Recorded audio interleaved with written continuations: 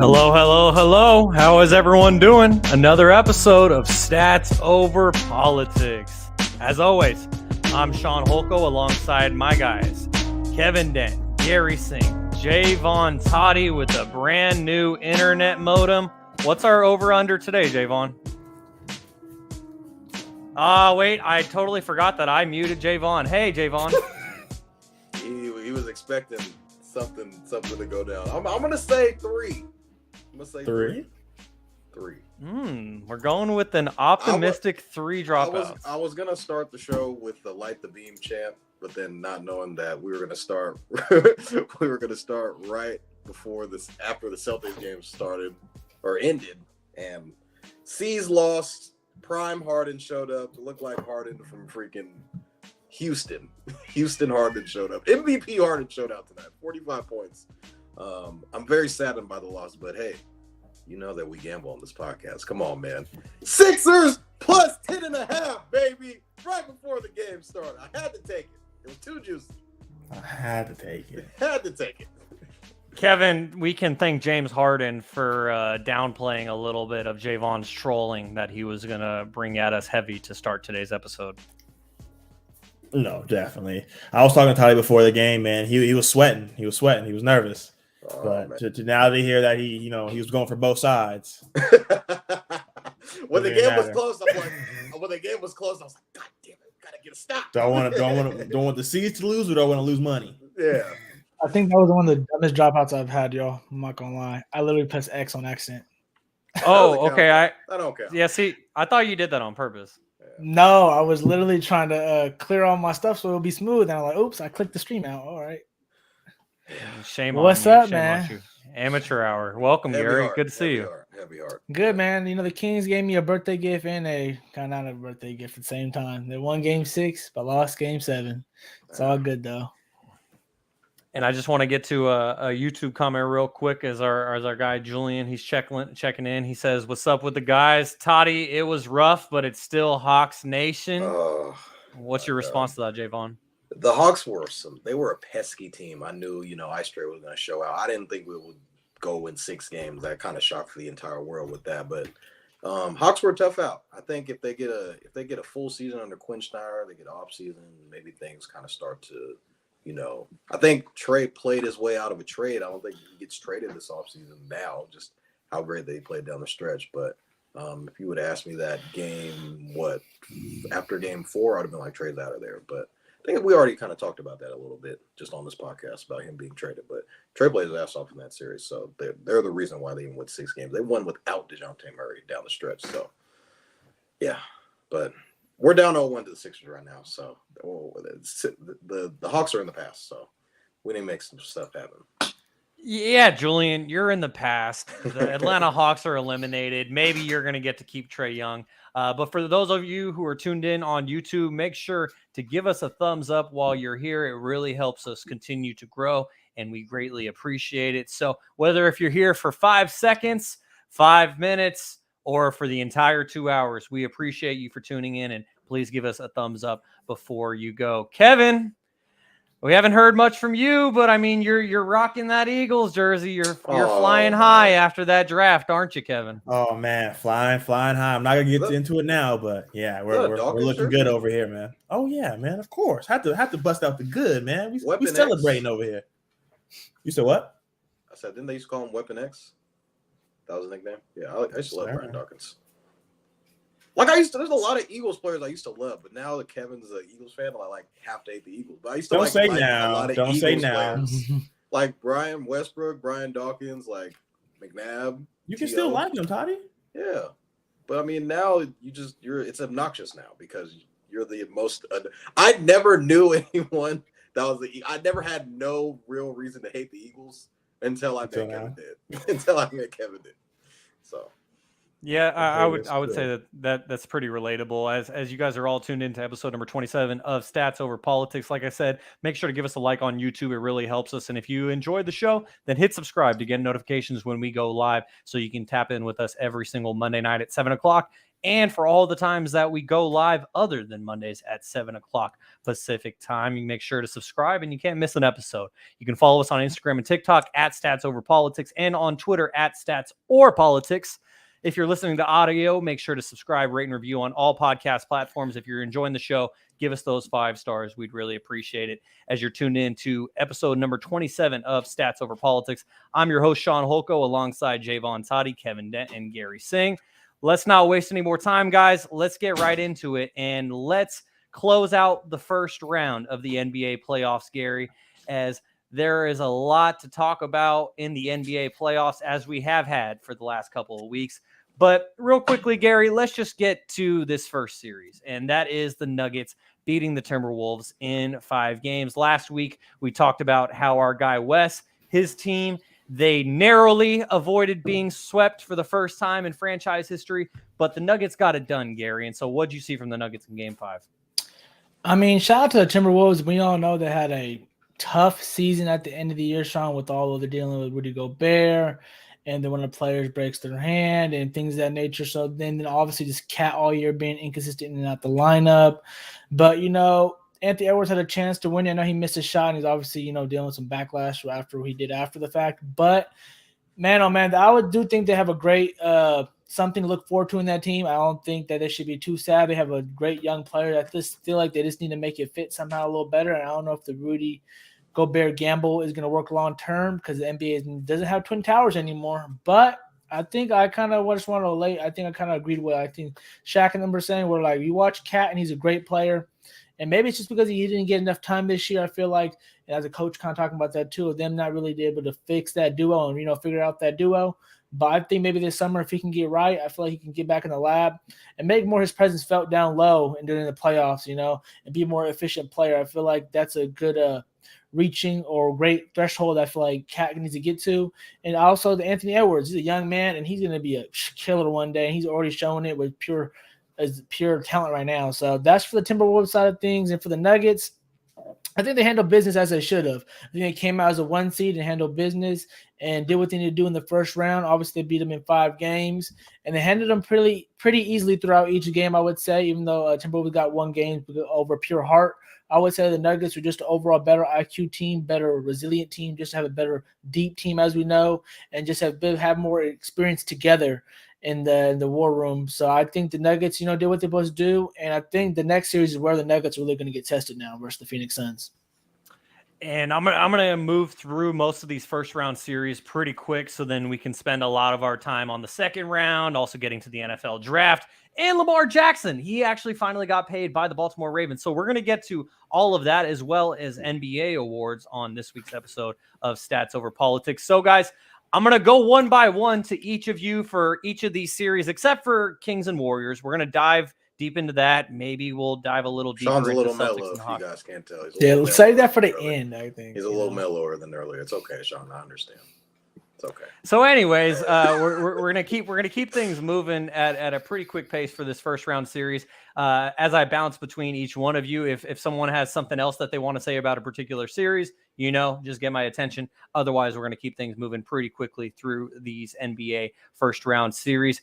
Kevin, your second favorite team, the Los Angeles Lakers, they beat the Grizzlies in 6 games. They didn't get the job done in Memphis, but they end up closing them out in 6 games. And we saw Ja Morant, Dylan Brooks all taking the walk of shame all throughout Los Angeles.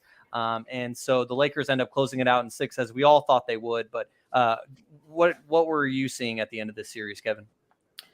Anthony Davis just showing up on a night-to-night basis, for Game 5 and for Game 6 for him to come out and do his thing.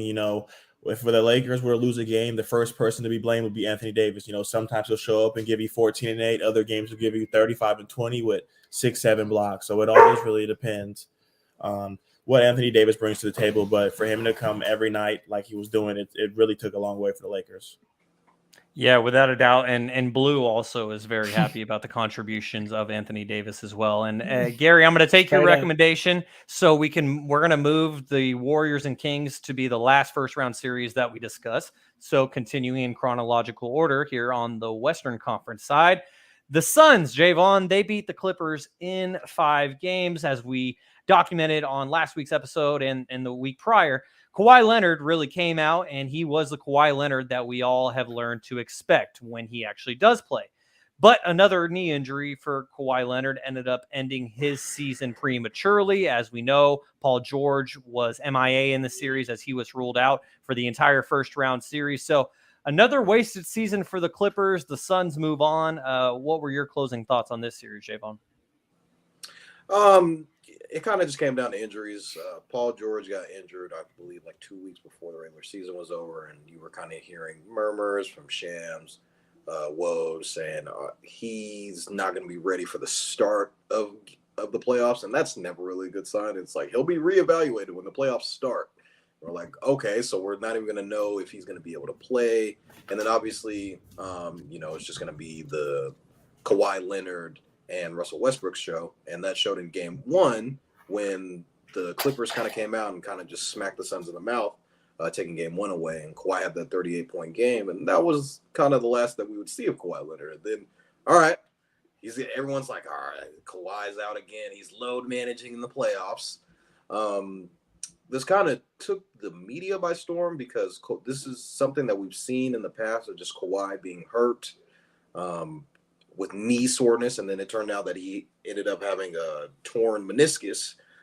We saw JJ Redick kind of on First Take, and Stephen A has been going at Kawhi, calling him the worst superstar ever, and JJ was saying, obviously you guys have never played high-level basketball and everything that they have to endure going into it, and it turns out that Kawhi Leonard has a torn meniscus. Now, during the regular season, this is something that has been on a lot of people's mind with load managing and, players not playing during the regular season, and this is kind of the other dark side of why Kawhi's been load managing this entire time. Maybe he's been playing through injury this entire time. We just don't know, and he's kind of just been trying to manage it. His knee's never really been quite the same, I think, after he tore his ACL, because if you go back to him, and he's kind of had knee problems going back to when he was in San Antonio.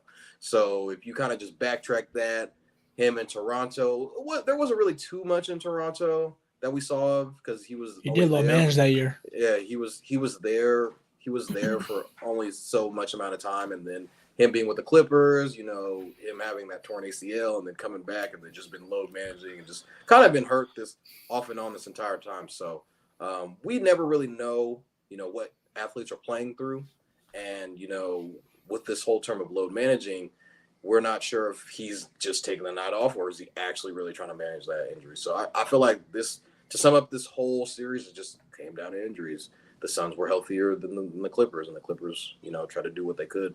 Russell Westbrook he averaged, I think, like 27 during the series. So he should come back as a Clipper next year. Yeah, Russell Westbrook, without a doubt, he definitely made his mark in this series, and he continued to prove to the doubters that he is a Hall of Famer. I mentioned that stat last week about how Russ's stats stack up against some of the other great players in the NBA, and it was pretty impressive just where his numbers were at, whether if you want to think that he stat pads or not. It was an impressive playoff performance for Russell Westbrook, and I think he did prove himself worthy of being on the Clippers as well. So now, Gary, moving on to the Eastern Conference, this was the biggest upset that we have seen throughout these playoffs so far, and that was the number 8 seed Miami Heat taking out the number 1 seed Milwaukee Bucks and Giannis Antetokounmpo. As we know, Giannis did get hurt in this series, but so did Tyler Hero as he broke his wrist, I think is what it was. Was it a broken wrist or broken hand? Okay, broken hand. Thank you, Jaevon. Yeah. Something to do with right here. So he broke his right hand. And and not the finger, but the hand. And so, anyways, Gary, I just wanted to get your thoughts as the Heat, they officially finished off the Bucks in 5 games, and what was a shocker?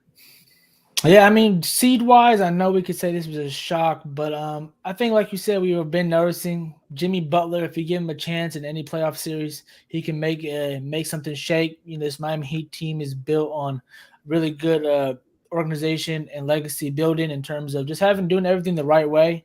So, do you know what? I like Shaun said, I know the injuries played a role in this, but the main thing I would take away is the injuries. You know, I don't know if this would have went the same way if we see Giannis play all 4 games and be healthy for this whole series. So the Miami Heat did get a break in that, but at the same time, they did finish him off. They had to go take that, and they beat him in a gentleman's sweep. So I think this is like Giannis said. I know that was all quote going viral. Is it a failure season and things of that nature? And my thing is always, I always say for anything, I forgot, I really wrote it down right now too. Like failure is depending on expectations. Like it all depends what the expectation was going to the year. No, not every team 2019's fail if they don't win the championship. But I feel like if you're a team that was expected to win a championship and you didn't win the championship, yes, it's a failure season. I don't think failure can be a negative way. You know, like Giannis said, you could take it in a positive way and you can spin it however you want to spin it. But they didn't reach their goals this year. Obviously, I think 3 of us, I'm pretty sure, maybe even 4, no, 3 of us, I'm pretty sure Vaughn had the Celtics, but Shaun and Kev and me all had them going to the finals this year.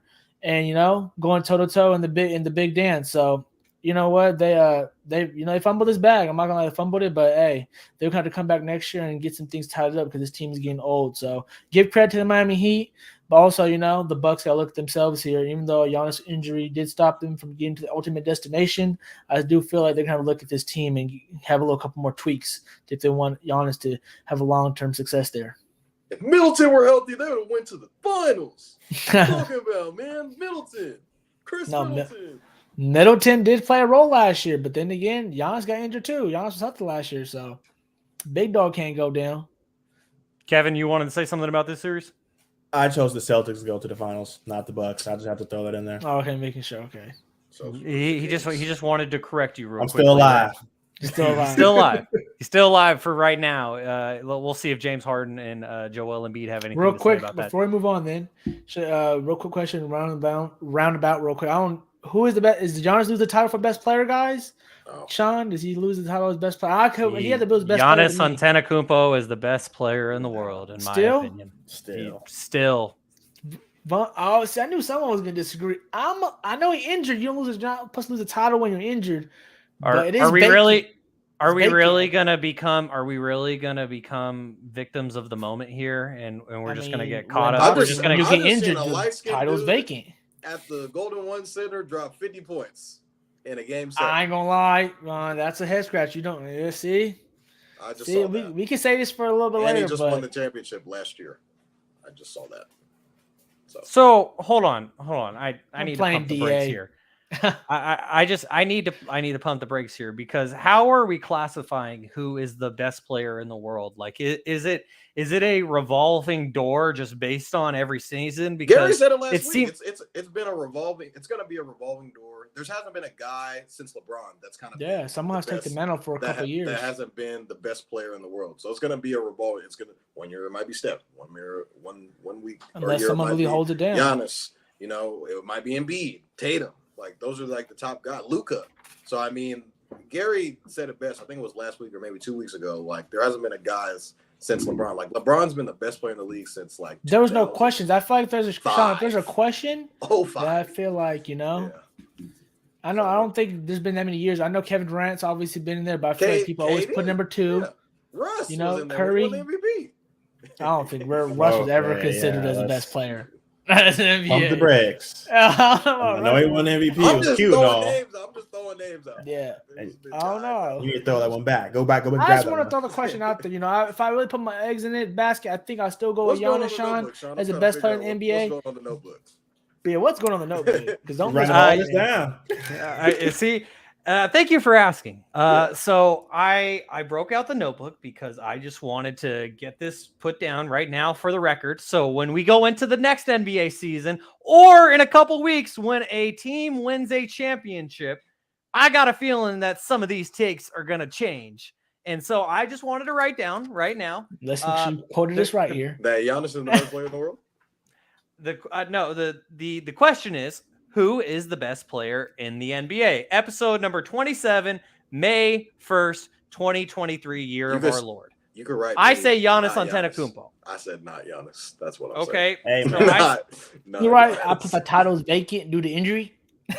I ain't gonna lie to you. Lakers, when we come back on this podcast, I'm saying LeBron James is the best player in the NBA. Straight up, I am. Straight up, straight up, I am too. So okay, so what? But I want to know right now, May 1st, 7:22 p.m. Who is the best player in the NBA? I say it's Giannis. I say not Giannis. I don't care who it's not. I want to know who it is. Gary saying vacant. Jaevon saying not Giannis. That's not an answer. That is not an answer. Right. I got Giannis still. I just want to bring the question up. All right, Gary, you said Giannis, and Kevin, you said LeBron James. Yes, sir. LeBron James. All right, and Jaevon. Fuck it, I'll say Steph. Right down the light skinned dude. Fuck it, I'll say Steph. Get out of here, Toddy. He's hurt. He's hurt. All right, so there we go. We got 2 for Giannis, 1 for LeBron, and we got a Stephen Curry. For those of you who are tuned in right now, real quick, put pending LeBron if he wins. Pending LeBron. No, bro, you was day one. You gotta stay loyal. All right, so there it is. It's in the notepad. It has become official. Those of you who are tuned in right now on YouTube, Twitter, or Twitch, we appreciate you. Number 1.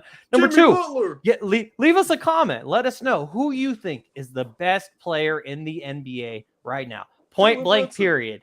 Not with if LeBron wins another championship if Stephen Curry wins another championship this year. Like, I don't want to hear anything. I want to hear just a point blank answer. Thank you very much. Even Giannis will tell you he's not the best player in the world. Everything's not point blank, my man. You're not asking Giannis. There's context. Said that Steph Curry is the best player in the world. Well, I just want to say that now there are 3 votes for Giannis Antetokounmpo. As Uncle Manny said, Giannis is his pick for best player in the world. Now let's answer this question real quickly. Since our guy Wes isn't here to enjoy the Timberwolves being eliminated, Uncle Manny asks, Kevin, I'll leave this one to you first since Wes is your guy. Is Karl Anthony-Towns overrated? Uncle Manny says yes. Kevin, what's your answer to that? Before I get into this, when Uncle Manny first texts that, Wes goes, "Oh my gosh, are you serious?" So he's definitely in. Hey, Wes. He's hurt. But to answer your question, I wouldn't say he's overrated, man. Like I believe Toddy might have said, he was just hurt out there, and we didn't really get a chance to see him. I will say that I think Blue definitely thinks that that Cat is overrated. Jaevon, what were you gonna say? I think Cat is a number 2, and he thinks he's a number 1. I feel like he's not okay. So he was hurt, like he missed like 50 games, 55 games this year, and Ant's kind of just been like, all right, I pretty much willed this team to a playoff play-in berth, and then he kind of came along and was just kind of trying to play the last like 10. 15 games of the season while Ant was kind of there, kind of just making the ship kind of float steadily. And I only think that they've been to the playoffs once when it was just Cat. But that was when they had Jimmy Butler, and Jimmy Butler was on the team. So we have yet to see like a Cat team, like Cat carry a team to the playoffs. I don't think that's ever happened. So the other times when they made the playoffs, it was Jimmy Butler on the team and Anthony Edwards were on the team. It's never just been Cat. Okay, I'm going to lead this team to the playoffs. So I think Cat's a number 2. He's not a 1 anymore. I feel like that ship has kind of sailed him. So he has to go. I feel like I don't know if he can kind of have the self-awareness, presence of mind to be like, all right, Ant, this is your team. We're going to kind of play through you, and this is going to be the guy. Like, he's getting paid like he's the number 1 player on the team. He's getting $60 million, I think, in the next year or two. A year. So that might be a contract where the Timberwolves might be willing to unload that contract and find a team where it'd be like, hey, who wants Karl Anthony-Towns for $60 million? Or they kind of just bite that bullet and figure it out as they go. But to answer the question, I'll probably have to say yes. Okay, and Wes is weighing in. He says, nah, he was hurt the whole year, didn't really get the full Cat/Rudy mix, so the playoffs was just rough. And Wes says that last year, Karl Anthony-Towns carried us and played 74 games. Simple. I agree with Wes. I'm not going to lie. To chip in real quick on this, I disagree with my uncle. I don't believe he's overrated. I think he's rated where he's at. I think I've seen the interviews, like you said, Vaughn, actually, of Cat and Edwards, in the same press conference room, and it seems like, he's a young buck, but he gives him the head nod in terms of this is going to be the alpha dog here, and this is going to be the guy. Not saying that I feel like he's like you said, I feel like he's going to have to be a number 2 on this team, but he has number 1 attributes and talent. So kind of like, to be honest with you, like an Anthony Davis type of situation where like you might have, even though LeBron's obviously to a different world than Ant at the moment, but as in like you have a number 2 that could have number 1 moments, but you also have a number 1 guy. So in Anthony Edwards, so I feel like they know what they got to go going forward. I don't think he's overrated. I feel like he's rated enough. I just feel like maybe like Wes said, due to his injuries this year, I feel like they haven't got the whole experience like I mentioned too, like him and Rudy to really figure that out. So I feel like if you give him a little more time to figure it out, and he just gets more playoff experience, I feel like he'll fit the bill that maybe everyone's saying that maybe. I don't know. When overrated, I never said no. I don't think no one ever said he's top 10. I don't think who's been mentioned in the top 10 conversation like that. I think he's been sniffing around top 15. So I've been thinking like he's rated where he needs to be, and maybe he dropped a little bit this year due to injury. But I feel like talent-wise, he's always tried to be in the top 10. But me personally, I feel like he's always been in the top 15. Well, I would say that he's overrated because let's not forget, like he was drafted first overall, and he was drafted to be the guy there in Minnesota. And why did they ultimately have the number 1 pick again? Because he wasn't the guy. And this other guy, you can say that about any player. You can even say that about De'Aaron. There's years that we got top picks, and then he's the guy still. Never won because we never got lucky like that, Kev. But like we got 2. We got 2 or 3. Thank you, Kevin. And that's the main point of what I'm trying to get at. And I completely understand all the tragedy that Karl Anthony-Towns has dealt with in his life, especially in those pivotal years. And Anthony Edwards, he was drafted first overall in it was 2021 when he got drafted first overall. And that was like, and that was right in the midst of, was that 2020? They did it at home. They did draft at home. Mm-hmm. So so it was the draft in it was in November 2020. It was so late in that year, right? Is right after the bubble. Am I right? Yeah, remember it correctly. So and so that was in 2020. As we know, it's well documented that Karl Anthony-Towns lost his mom to COVID in 2020, and he nearly lost his dad, and a lot of his family were like not doing well. And so he dealt with a lot personally. And so I feel like a lot of us gave him that pass, but how much longer are we going to give him that pass until we hold him to the expectations that we once had for him? Because to me, I would say he's overrated because based on the expectations that I had for Karl Anthony-Towns coming into his career. What did you have? Winning a championship? I had him being a perennial all-star. Yeah, he's made a couple all-star top 5 teams. center. Yeah, he said he's the best shooting big of all time. Yeah, he says he's the best shooting big of all time. And so to me, I would say he's overrated just based on expectations. If we lowered that bar, we lowered those expectations, like Jaevon was saying, of him being a number 2 and him being the Robin to Anthony Edwards Batman, then I would say he's great. And a lot of players, there's a lot, like Paul George came out and said, like, I'm better when I'm the second best player, like the Robin. There's a lot of players can't do that. It's a pride, ego / thing. And a lot of players are like, they want to come in and be the guy. And Paul George has been the guy. We've seen what that looks like when he was in Indiana. But then, you kind of see him going places like going to OKC, playing with Russ, and then ultimately getting traded to the Clippers, playing with Kawhi. So he feels like he's better as a 2. I think there's a lot of players in this league who are probably better 2s than they are 1s, but they kind of are just, that's not what they're going to kind of mold their game after. They feel like that. Everyone feels like they're the guy at one point in time. So I think that's kind of where Cat is at a crossroads of being, all right, there's this young buck here, and he comes in, and then all of a sudden we just make the playoffs. So I feel like there needs to be, someone has to come up and say, hey, this is Ant's team, and we kind of all got to fall in place there. And this could maybe lead to friction down the road by saying, hey, like maybe we have to trade Cat, offload a contract, and probably get something in return. Maybe a wing defender or a wing type of player.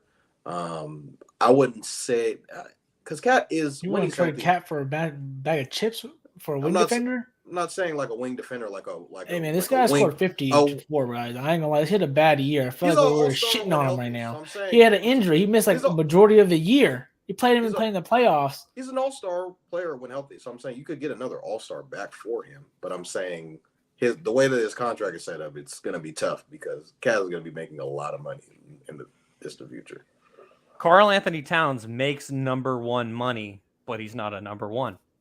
That's there. Point blank period. I mean, I feel like that's as simply as I can put it. The West, if I'm wrong, tell me why I'm wrong. But to me, he has everything in front of him that dictates you are the number one guy. But yet this Anthony Edwards guy, whose favorite sport is football, came along and he's better than you. He's a better leader. Why are we pitting them against each other? They're supposed to do better together. Because that's what we do. Because Gary, that is making no sense. I don't understand why we bagging on a guy who had an injured year and last year showed up. I don't know. I guess you're telling me I'm living in the moment. Injured year last year he showed up, so I don't understand. But okay, give up on Ant. You hear to see these guys giving up on you, bro? Not in the playoffs. Nah, my bad, not Ant. My bad. You know Towns, but you know I think Towns is gonna come back. I think Cat is gonna come back next year and prove y'all wrong. I'm not gonna lie. And he might gonna be proving me wrong.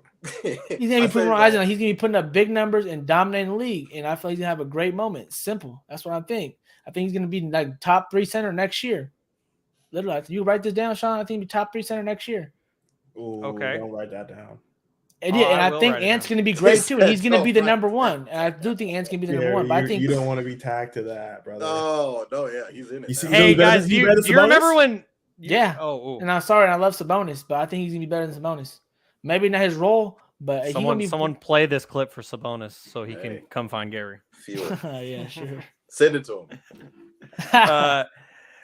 I mean, Uncle Manny makes this point too. He said, did he really need to miss that much time for his injury? No. To me, I'm not going to get involved. You wouldn't know his injury like that. Come on now. He ain't been like, he's not a player that has that type of, he been sitting out for random reasons.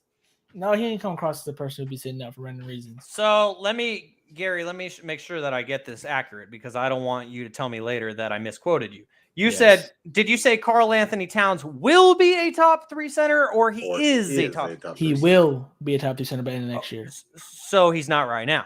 No, due to injury and not playing enough this year, he's not eligible for that conversation. But next year, I believe at the end of the year, we'll be looking at Karl Anthony-Towns as a top 3 center. And I think we'll probably say Jokic, Embiid, and Towns. So let me ask you this. Y'all rolling your eyes right now, but y'all can see a path now. We act like we're having depth in center here. I can't see. I don't say that it's crazy, but I just want to distinguish like how are we determining how someone is a top 3 center? Are we basing it strictly Shaun, off you of think stats? Embiid and Jokic because top 2? Yes. Okay, then it's gonna be pretty clear cut, buddy. If it's 3, simple. Well, I was asking how are we going to distinguish it? Because Wes is saying politics over stats because he wants to show you stats when it could be meaningless stats. Like everyone wanted to say that De'Aaron Fox's numbers meant nothing until the Kings made the playoffs. Now the stats become meaningful. But I mean, how are we justifying that he is? They got 3 All-NBA spots. Hey. Thank you, Kevin. All right. Did All-NBA ever come out yet? There's been players who haven't made All-NBA and literally have won awards. So I don't know. I think it's part of our stats and eye test, bro. That's why I go by. We're going by stats and eye test. You're going to know when he's dropping 50 if he's going to be top 3 center or not. 50. Stats man, plus eye test equals dropping 50. He had 50 in a regular season game last year, yes. Yes. And that's not easy to do. Hey, Gary, I got you right there. It has been documented in the notebook, and we shall. I got you, Wes, bro. You just put me on the now. I'm for sure room for Timberwolves next year. Timberwolves. You got a Timberwolves guy on here now. Timberwolves Nation is rocking with Gary right now. Hey, Kev, you remember when I rocked with the Timberwolves for like a solid week? How did that turn out for me? Not very well. Yeah, good luck, Gary. Have fun with that. Have fun with that. I learned my lesson. You can too. It's okay. Now let's keep it moving, guys, with these other first round series, just closing these out. We were supposed to get to Kevin next, but because this is Jaevon's team, we're going to throw this one to you, Jaevon. As you briefly mentioned earlier, the Celtics, they closed out the Hawks in 6 games. Should have been in 5. So give us your thoughts. It should have been 5. Why is that? Trey killed us like at the ass end of the game and hit us with a game winner. I was like, God damn it, bro. Now we got to go back to Atlanta. I'm like, I don't want – and they beat us without DeJounte Murray. Trey he had like 35 and like 19, something crazy. So, I mean, he just puts up numbers that are absurd in the playoffs. We've seen him do this several times, minus last year when they played against Miami. Other than that, I mean, it was pretty much a wash. I mean, the Celtics were just a better team. I think they just had a better players, better coach. Hawks were a feisty team, more feisty than I thought that they would have been. Thought it would have been a gentleman's sweep at 5, but like I said, Trey Young happened, and he kind of just, wouldn't let the Hawks go down easy. And for a second there, we could have been talking Game 7 here, but kind of down the stretch in Game 6, the Celtics just pulled away like the Celtics usually do in close games. So we could be down or maybe be up by like maybe 2-3 points, and then all of a sudden we can balloon a lead to like 15 in like 3 minutes. So the Celtics can go on these runs where they just hit threes after threes, get stops, steals, because we do have the former Defensive Player of the Year on our team as well. A lot of people do forget that. And the 6th Man of the Year this year in Malcolm Brogdon. So I think just guys have to kind of walk out or watch out for the Celtics. Even though we did lose to the Sixers, I am hurt by that. But yeah, that series, I just thought the Hawks kind of just overplayed themselves. And as we lose Kevin, I think I'm the only. I haven't even seen. I'm the only guy that hasn't. Me and you are the only guys that haven't dropped out. Okay, Vaughn, there you go, baby. Let's talk all with it. We're not getting on wood. Knock on wood if you're with me, Shaun. I'm with you. So, as far as the Celtics go, I think we'll be fine. We'll be fine. That's just me in present tense because after the first game of the series, we're down 0-1 right now. But Celtics will be fine. We'll be all right. All right, Gary. Now let's get to this last first round series, not including Kings Warriors. We're going to get into that in a moment. But this last first round series that has come to an end is this had to be the biggest shocker right next to probably the Heat beating the Bucks is the Knicks beat the Cavaliers. But the shocker wasn't the Knicks beating the Cavaliers in a 7-game series. We all thought that could happen. None of us predicted that it would happen, but we all thought it was a possibility. What I think we all can agree on is that no way any of us thought that the Knicks were going to knock out the Cavs in 5 games in Cleveland. I had the Cavs in 5 games. I think 5 or 6 games. Yeah, you sure did. I had the Cavs in 6 games. We all picked the Cavs. Didn't look good. So I had the Cavs in the Eastern Conference Finals. Yikes. Okay. Gary, what did you think about this series as the Knicks take out the Cavs in 5? Well, I really thought about, like you said, man, this was a shocker as in the game they handled their business in. So let's shout out to the Knicks. They've been really, doing it all year. And Brunson I met. And, Jim Barrett, man, he shut out this series too. Even with Randall kind of in and out and, dealing with what he's been dealing with, this team just put the league on notice in a sense that, we're ready. And, they're kind of really inducting the Cavs as the next team coming up. And the Knicks said, hey, we want to take that next step instead of you guys, really.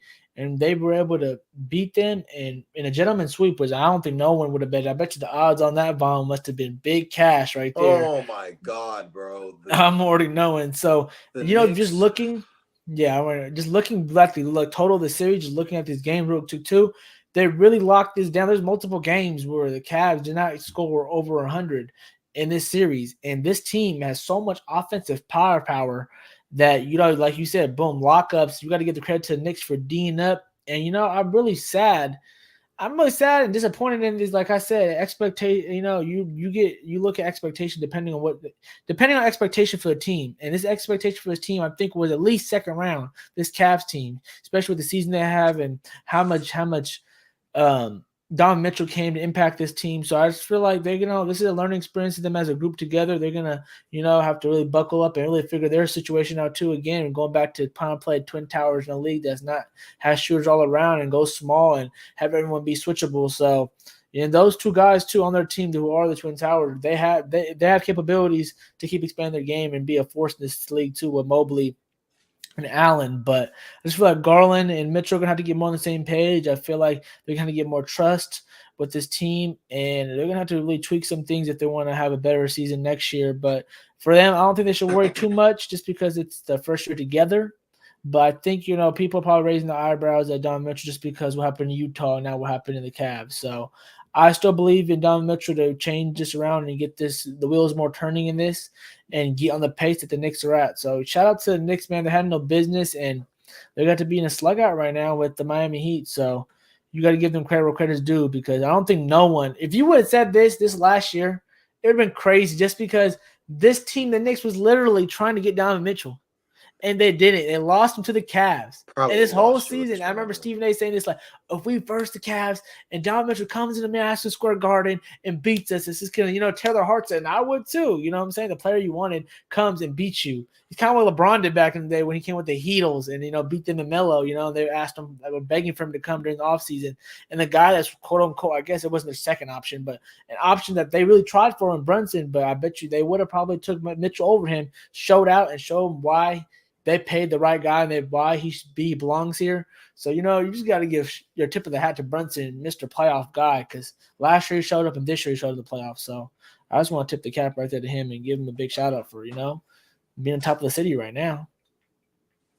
Shout out to my close personal friend, Jalen Brunson, for getting the job done. Stop saying that we look like fake people. That's part of the joke. Say get some air quotes, Shaun, before he tags you and says, "I don't know you." Jalen Brunson, great marketing. Yeah, please. Keep going. Shout out to my close personal friend, Jalen Brunson. I appreciate. Y'all trying to do that Soulja Boy thing when he trying to blow up. Put other people. He put like other people like Kanye West video, and it'll be like his video. Yeah. So shout out to Jalen Brunson. Kevin, did you want to give any thoughts on this series or any of the other first round series before we dive into Kings and Warriors? Yeah, I'll get on this Knicks series. Like Gary mentioned, last year Jalen Brunson really showed when Luka was out that he can step up. And what Gary failed to mention was it was against Donovan Mitchell. So is right. Jalen and Brunson Donovan Mitchell's kryptonite? We saw Donovan Mitchell go off in the bubble. He didn't have to go against Jalen Brunson. Every time Jalen Brunson comes around, Donovan Mitchell gets all shaky. But like Gary mentioned earlier, Twin Towers in the NBA that we're in today, you're going to have to stretch the floor out, and to have Mobley and Allen on the court at the same time, like defensively, it's such a huge plus. But on the offensive end, they're clogging the paint. And for them to only have Donovan Mitchell and Darius Garland as their scoring options, you really saw that it hit a wall. And for both of those 7-footers to get out rebounded by Mitchell Robinson and Julius Randle was insane. You would think you have the 2 7-footers. If anything, every night you're going to win the rebounding battle, and that wasn't the case. They were having games where they couldn't even score over 100 points. So, Garrett Garland and Donovan Mitchell could only do so much. They really need to come in and bring another third star in. LeVert's doing his thing, but they need another guy that they can put the ball in their hand when one of them isn't going and getting it. And I think it's going to have to come with a Jared Allen move. You have to tell Evan Mobley to beep up, and you're going to have to play the 5, and we can bring in a small 4 to come in here and, help us get over this hump. All right. Well, maybe this is Jaevon's favorite time, but I mean, none of ours. And so last week when we were here, we spoke about the Sacramento Kings and the Golden State Warriors being tied 2-2 after 4 games in the NBA playoffs first round. Kings take the first 2 at home. Warriors take the next 2 at the Chase Center.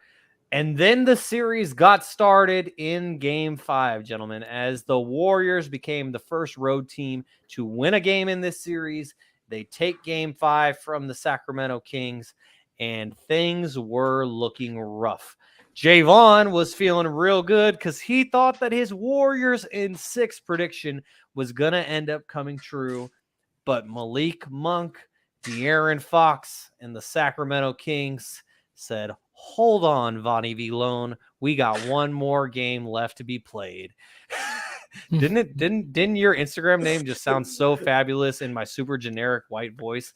Anyways, so The Sacramento Kings win in San Francisco against the Warriors at Chase Center. They extended to a Game 7, but it was all for naught as the Warriors ended up winning Game 7 by 20 points at 120-100. And they can thank a man named Wardell for that, as Stephen Curry dropped 50 points in Game 7 on Sunday against the Sacramento Kings. It is the most points ever scored in a Game 7 in NBA playoff history. Was that in the playoffs or first round? I think I might have Game 7 first round. Game 7 history. Game 7, any round. Stephen Curry scored the most points ever against the Sacramento Kings. So it was painful. Yesterday, it was hard. Should we just let the troll go first, or should we let the actual Kings fans speak on it? All right. Let me go first. All right, Kevin. I want to throw it to you first on this one.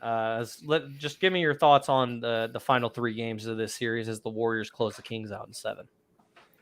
Oh man, after Game 5, for them to come in there and get that W, that hurt. I feel like that was a real big gut punch for this young team. That was the one thing we carried ourselves in and prided ourselves in the series was our record at home, and the Warriors on the road. Andrew Wiggins was just getting more and more back in shape, and I think that's what really hurt us at the deep end of this. In Game 6, for us to come back out there and show that we weren't just going to bend over and just let them take this series and keep on moving, showed a lot of fight in us. But I knew if it went to 7 in this series, it was really going to be a toss-up.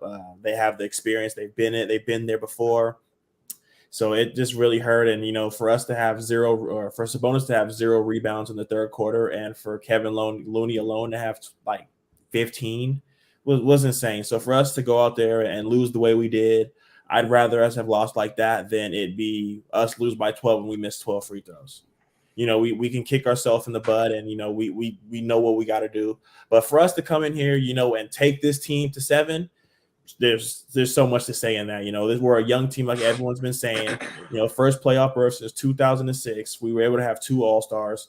Mike Brown really came in and changed the culture year 1. When we all look back on all of our old episodes, we all predicted play-in. But for the Sacramento Kings, we're essentially a year ahead of schedule. We weren't expecting it this year. Besides Garry, he was the one who predicted it. But I feel like we're really going in the right direction. Yeah, it kind of sucks to lose, but if it's to anyone, we took the defending champs to Game 7, and Keegan Murray really showed that the Kings can draft. We've been hitting continuously, and I'm happy to see that. Talking on a draft pick, I am completely baffled that Davion Mitchell got his minutes taken.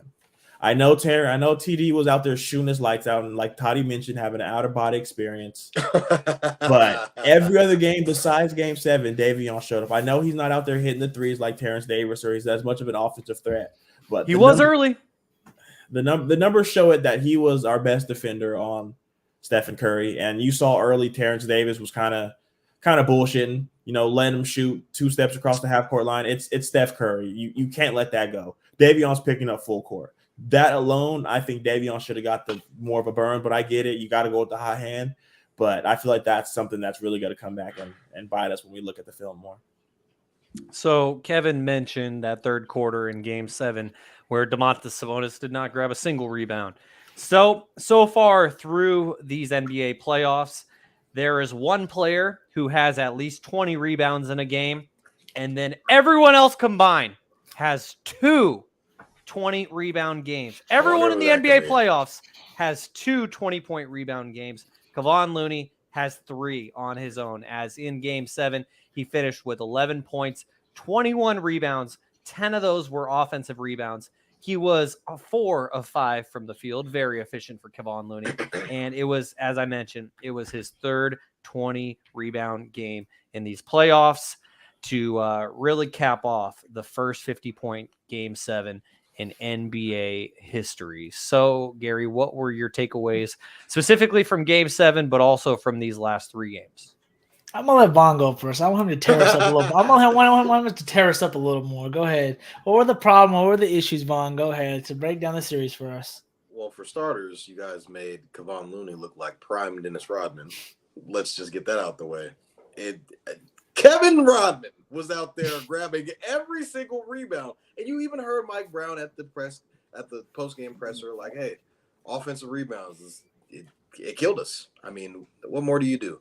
Now, Stephen Curry does have a huge deal to the reason why you guys lost. I mean, the guy had 50 points. I mean, what more can you do? You guys did hold Klay Thompson. I think it was like 1 of 9 at half. And I kind of stated that. I stated that in the group chat. I was like, if you guys can keep Klay Thompson kind of at bay for the second half, I think you guys will be fine. Klay Thompson proceeds to get a 4-point play going into the fourth quarter. You guys were down 6 points, I believe, and that kind of ballooned the lead to 10. And I was like, uh-oh, this is not good. But I mean, TD was hitting threes though for you guys, so it's a give and take with that. You give a 3 and you give up a 3. You take a 3 and you give up a 3. It's 0. The real question is, where the hell was Kevin Huerter this entire series? Hey man, if any game he showed up game 7, he showed up a little bit. He wasn't regular Kevin Huerter, but this was the one game he actually showed up. Kevin Huerter we didn't get playoff Kevin Huerter from the Hawks where he had 26 points in a game 7. We didn't get that Kevin Huerter. That was kind of what I was expecting from him in Atlanta. Kind of like, all right, he's been here before.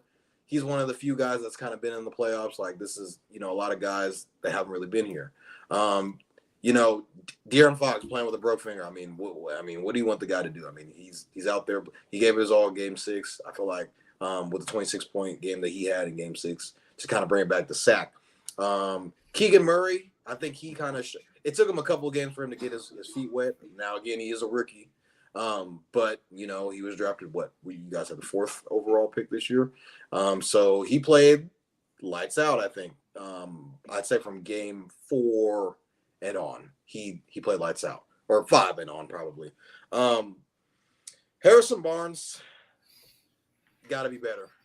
Harrison Barnes has to be better.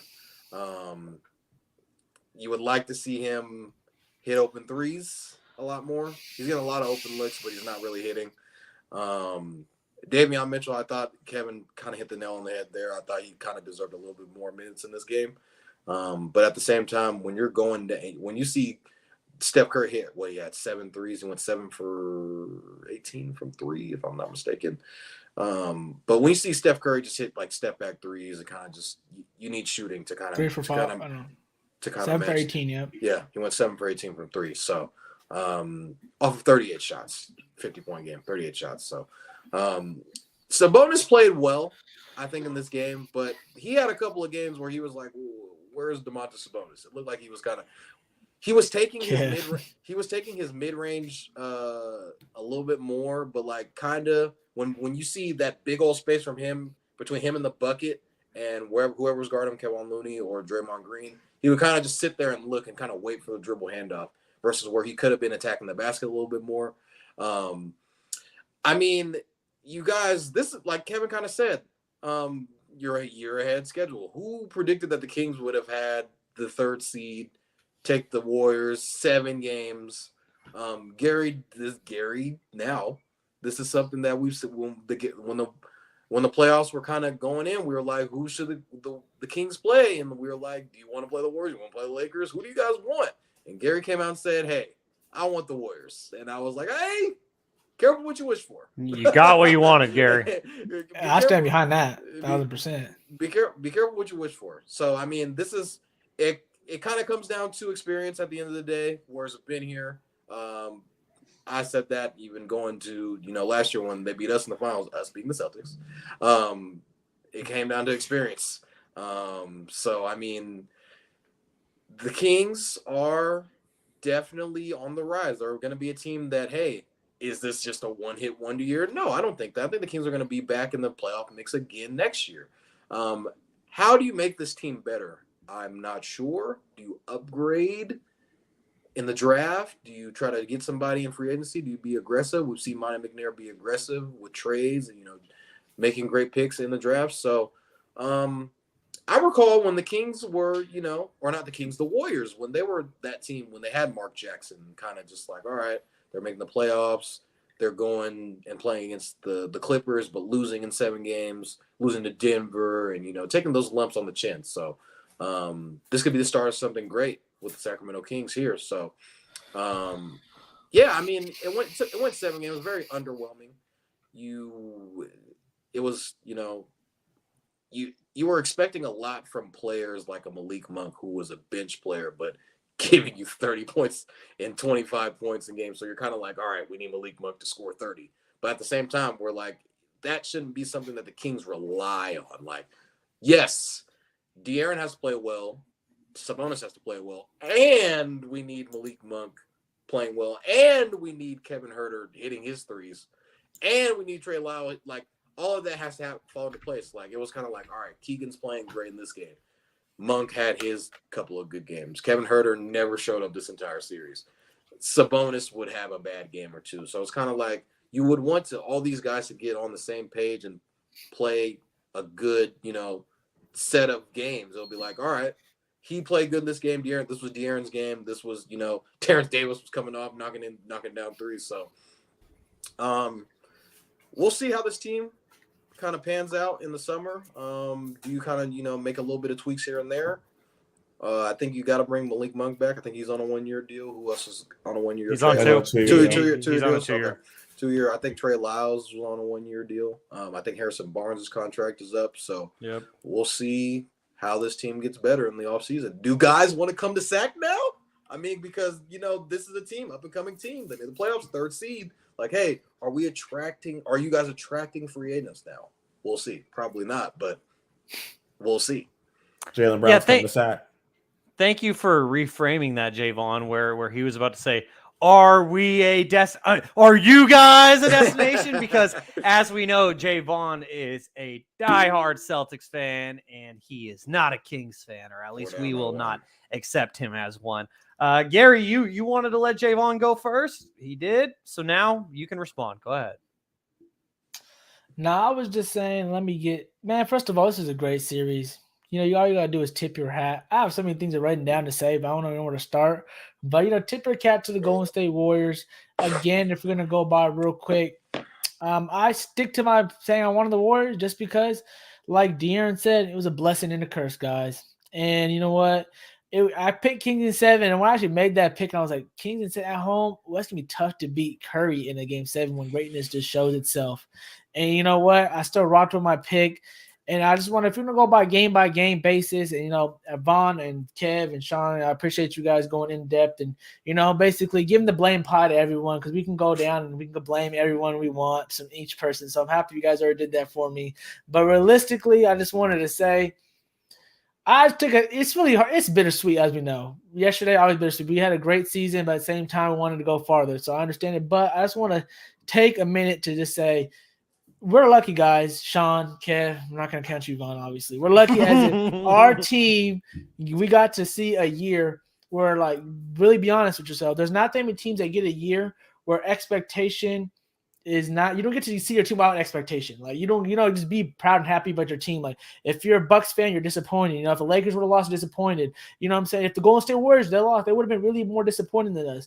So I feel I've seen this from Brian Windhorst is that, take that moment of where your team's actually in a spot, because next year, guys, we have expectations. Next year, like Vaughn said, we got to come back, prove that it wasn't a one-hit wonder. So you know what I'm saying? Things are going to be different next year. I just want to take a chance to we haven't enjoyed this in 16 years. We got a cool thing with the beam. Our fans showed out and showed why we're the loudest arena this year. We showed out why we're great fans. And we deserve our team staying when they did stay back in the day. And, we don't forget, we had little moments with Monk's band, Kevin's headband, and we also had Monk's Band-Aid moment. Shut up. We had so many moments. Yeah, we had so many moments this year that, I want to just say that it's a great, I keep saying, De'Aaron said it was a blessing and a curse. They taught us a lesson, guys. They said, and, I didn't want to get taught a lesson, and I want to teach them a lesson, to be honest. I thought maybe we could skip a step.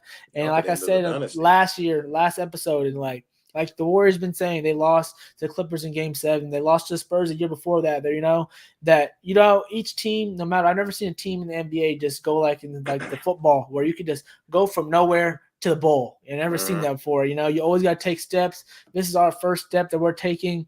And like I said, it was building blocks. And we can go through each little bit of game while we could have been better here. We could not turn the ball over there. Fox's finger, rebounding, things of that nature. But at the end of the day, you just got to say this. Curry, one of the best point guards ever. dropped 50 on us, and we had 100 points. And it felt like Mike Brown even said it. We probably could have even still won the game, but greatness prevailed. And like, hey, even Fox said it. He said, "Good game, big dog," because that's big dog in this situation right now. And they did what they did, man. They handled their business.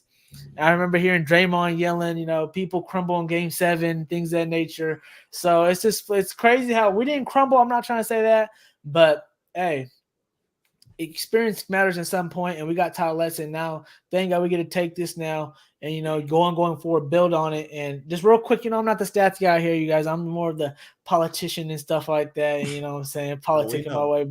Yeah, trying to be devil's advocate. But I got some stats. That's why you're rocking with Wes. But go ahead. Continue. Yeah, it's okay. Don't worry.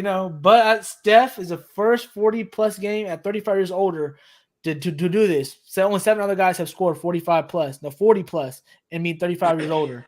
So that's just crazy in itself. I'm over saying the stats wrong. That's how I don't even read the stats right. Second thing is 40. All right, I am 45-plus points in a Game 7. Only 2 years. 2 people have done this in the last 60 years. Kev, you probably know the other guy I'm about to say who did it before in a win, and it's Mr. LeBron James. So when you have those type of games, those type of performances, it's just magical, man. Literally, every time we try to make a run, every time in the first quarter, I feel like we're trying to get away from them, Steph's just getting the bucket. Any which way, a 3, a layup, anything, just making his team run. And like you guys mentioned, they have multiple guys having bad games and him just keeping in it. And at some point, they hit the Jets on. And like Mike Brown said, we couldn't turn our Jets on this game. So it's all good. They learned a lot. Hit the motherfucking Jets. Exactly. You know what? I just, like I said in the beginning of my whole spiel, proud of the Kings. Can't look way good forward to next year. And I think they can look at it really positive and they should be really proud of themselves what we did and shit. Hey, the main thing is they broke through, guys. They broke through and put Sac on the map. We're on the map. So you know what? That's just cool in itself. So I think I saw like Keegan played through like a thumb injury, like torn something. Everyone's injured, man. It's all good. So. We came through, we played, and we went toe to toe with the champs. What else can you ask for? Obviously, we got knocked out at the end, but we went toe to toe with the champs. What can you ask for? So I'm proud of the guys. I'm glad you guys did go in depth on what were the problems, what were the issues in this moment, and this what we learned really in this series. And I think they would agree too. And I think going forward, we're going to be better. And Vaughn, I don't know what we need, but for just basing on it, we need some help rebounding. We need some help, the defensive intensity that we brought in the playoffs, bringing the regular season, that shooting that we did, that we were great at during the season, the intensity got up and we were missing shots. So, and we actually got one of them, and Mike Brown said this too. Looks the entire Mike Brown said this too. We had one of the best looks in the NBA in the playoffs at 3 points. So we just missed them. So it's all good to get back in the lab and get back at it. And Sacramento's on the map, baby. Let's get it. Like the beam next year too. Shaun, how you feeling, man? What's on your heart? Well, I mean, I would reiterate what Kevin and Garry said just by saying, I'm obviously sad, I'm bummed, but I'm proud. Like I'm really proud. Sacramento and like proud. I was just about to say we have the hashtag Sacramento proud, and it gets a bit overused, but I truly am extremely proud. And I just wanted to mention one stat real quickly before I get into just gushing my feelings here. But there were only 2 players in the first round of the NBA playoffs to hit 25 or more threes. The Golden State Warriors, they had both of them because Steph Curry and Klay Thompson, they both dropped more than 25 threes in the first round of this series. Also, just wanted to say real quickly because Garry, Kevin corrected you, but Kevin's correction was wrong. Kevin, you picked the Bucks to make it to the NBA Finals. I talked about this right here. Talked about this last. I knew I got right good here, memory, bro. Kevin says Lake. See, Blue told it. Blue's letting you know too. You out. Bro. Kevin's finals pick was Lakers beat Bucks in the finals. The 2 people who so Garry, Kevin, and myself, we all had the Bucks making it to the NBA Finals and losing. Emiliano, my friend, and Jaevon were the only 2 not to have the Bucks going to the NBA had Finals. The Kings, didn't he? Emiliano had the Celtics beating the Kings in the NBA Finals. Love the pick, Emiliano, but half of that is dead wrong now. Jaevon, his pick for the finals still stand. Jaevon is the only one of us who actually still has his finals pick is still alive, as Jaevon has the Celtics beating the Suns in the finals. But Jaevon, you did have the Bucks go into the Eastern Conference Finals, so I will mention that real quickly. But we like to set the record straight here on Stats Over Politics, and Vonnie seems to be the only one with the brain on the podcast. That was fans. According to TikTok. According to TikTok, which Jaevon refuses to get on, but he wants to make sure to quote the comments that are favorable quoting TikTokers, but don't want to get on TikTok. That makes a lot of sense. Yeah, a shout out to the TikToker who said that Jaevon is the only one who has a brain amongst all of us. We appreciate you for tuning in. Yes, we sure are. But anyways, just to continue my thoughts on this series is, Gary, I feel like you hit the nail on the head when you mentioned the fact that like this is the first time and probably the only time that we as Sacramento Kings fans will be genuinely surprised and happy and excited based on what we saw happen this season. And for this exact reason is why I have remained pessimistic, so pessimistic, like to a fault. Jaevon knew me on Shaun and Vaughn as pessimistic Shaun, because that's all I would be, is with the Sacramento Kings. Like, they had hurt me way too many times in the past. So I just got to a point where I just said, I'm no longer going to be optimistic. I am just going to think that everything is going to go wrong. So if it ultimately does go right, it's even better. And that's truly what this season was for me. It was a nice surprise. Didn't they fix your heart, Shaun? I mean, do you see me wearing this Oakland A's shirt? I am very damaged as a sports fan, so I wouldn't say that they necessarily healed my heart. The beam should lit your heart this weekend, man. That game 6, man, real quick. That game 6, man, was showing. That's one thing we didn't mention. I want to go game by game real quick, but game 6, even though game 7 was a heartbreaker, game 6, man, everyone counted us out. That's really why I'm proud too. Oh yeah, everyone proud of us. Everyone counted us to go against the Warriors. You get blood, but we came there and blew them out. And Draymond even them all mentioned that, and he said that Steph Curry in this podcast said after that game, so we got embarrassed, and I ain't going out like that. So we lit the fire under Steph clearly, because he dropped 50 on us. So you know what? That's what I'm saying, man. You can't nothing bad to say. You just so many things you can nitpick on, Shaun. Sorry for cutting you off, but man, at the end of the day, we still came out and showed some heart. Yeah, without a doubt. And if you all are interested, if you have The Athletic, you should check out Marcus Thompson's piece that he wrote about Steph Curry, because Steph Curry he held a meeting with his team before game 7, and he basically just said, I'm not one to speak up, but like if we put all of this bullshit aside, bullshit being Jonathan Kuminga not playing, Draymond Green versus Jordan Poole, all of the bullshit that has overshadowed this Warriors season, Steph said, if we just put all of this aside and we all go to Sacramento and we hop on that bus and we go to Sacramento, for those of you who are coming with me, just know I'm going to do everything I can and I'm going to get the job done. That's what Stephen Curry told his teammates, and he backed it up 1,000%. And he continued to prove that he is one of the greatest players in the NBA, and he's arguably one of the greatest point guards of all time. We'll leave that for another day, but he is in that discussion, and I think that you're blind if you disagree with that. And Steph Curry just continued to prove why he is an all-time great. And I had one of my best friends, Javier, I told him years and years ago, I said, experience prevails in the NBA playoffs. And he disagreed with me wholeheartedly, but he has seen and he has told me over the years, he said, you know what, like I disagreed with you at first, but I've seen throughout the years that experience truly does prevail in the NBA playoffs. And I was just like you, Gary. I picked the Kings to win this series in 7 games. And I was thinking optimistically that they would be able to hold down home court and get the job done, be in that raucous environment in the Golden One Center. But there's only so much the fans can do. And like, there were so many times throughout this series where Stephen Curry just hit a step back 3, and it was in so much traffic, so much defense contesting every single attempt, and it didn't faze him, and he just knocked him down. And those are the types of shots that you kind of just got to tip your hat and just say, you're one of the greatest of all time. I don't know if I would tip my hat as much as Terrence Davis was doing towards Steph Curry, where who's respect in his fucking future voice. Respect. You're great. Like Terrence Davis almost gave him too much respect. And so, Gary, I think it was you that referenced Draymond Green and his podcast. And so now I want to spin this conversation forward.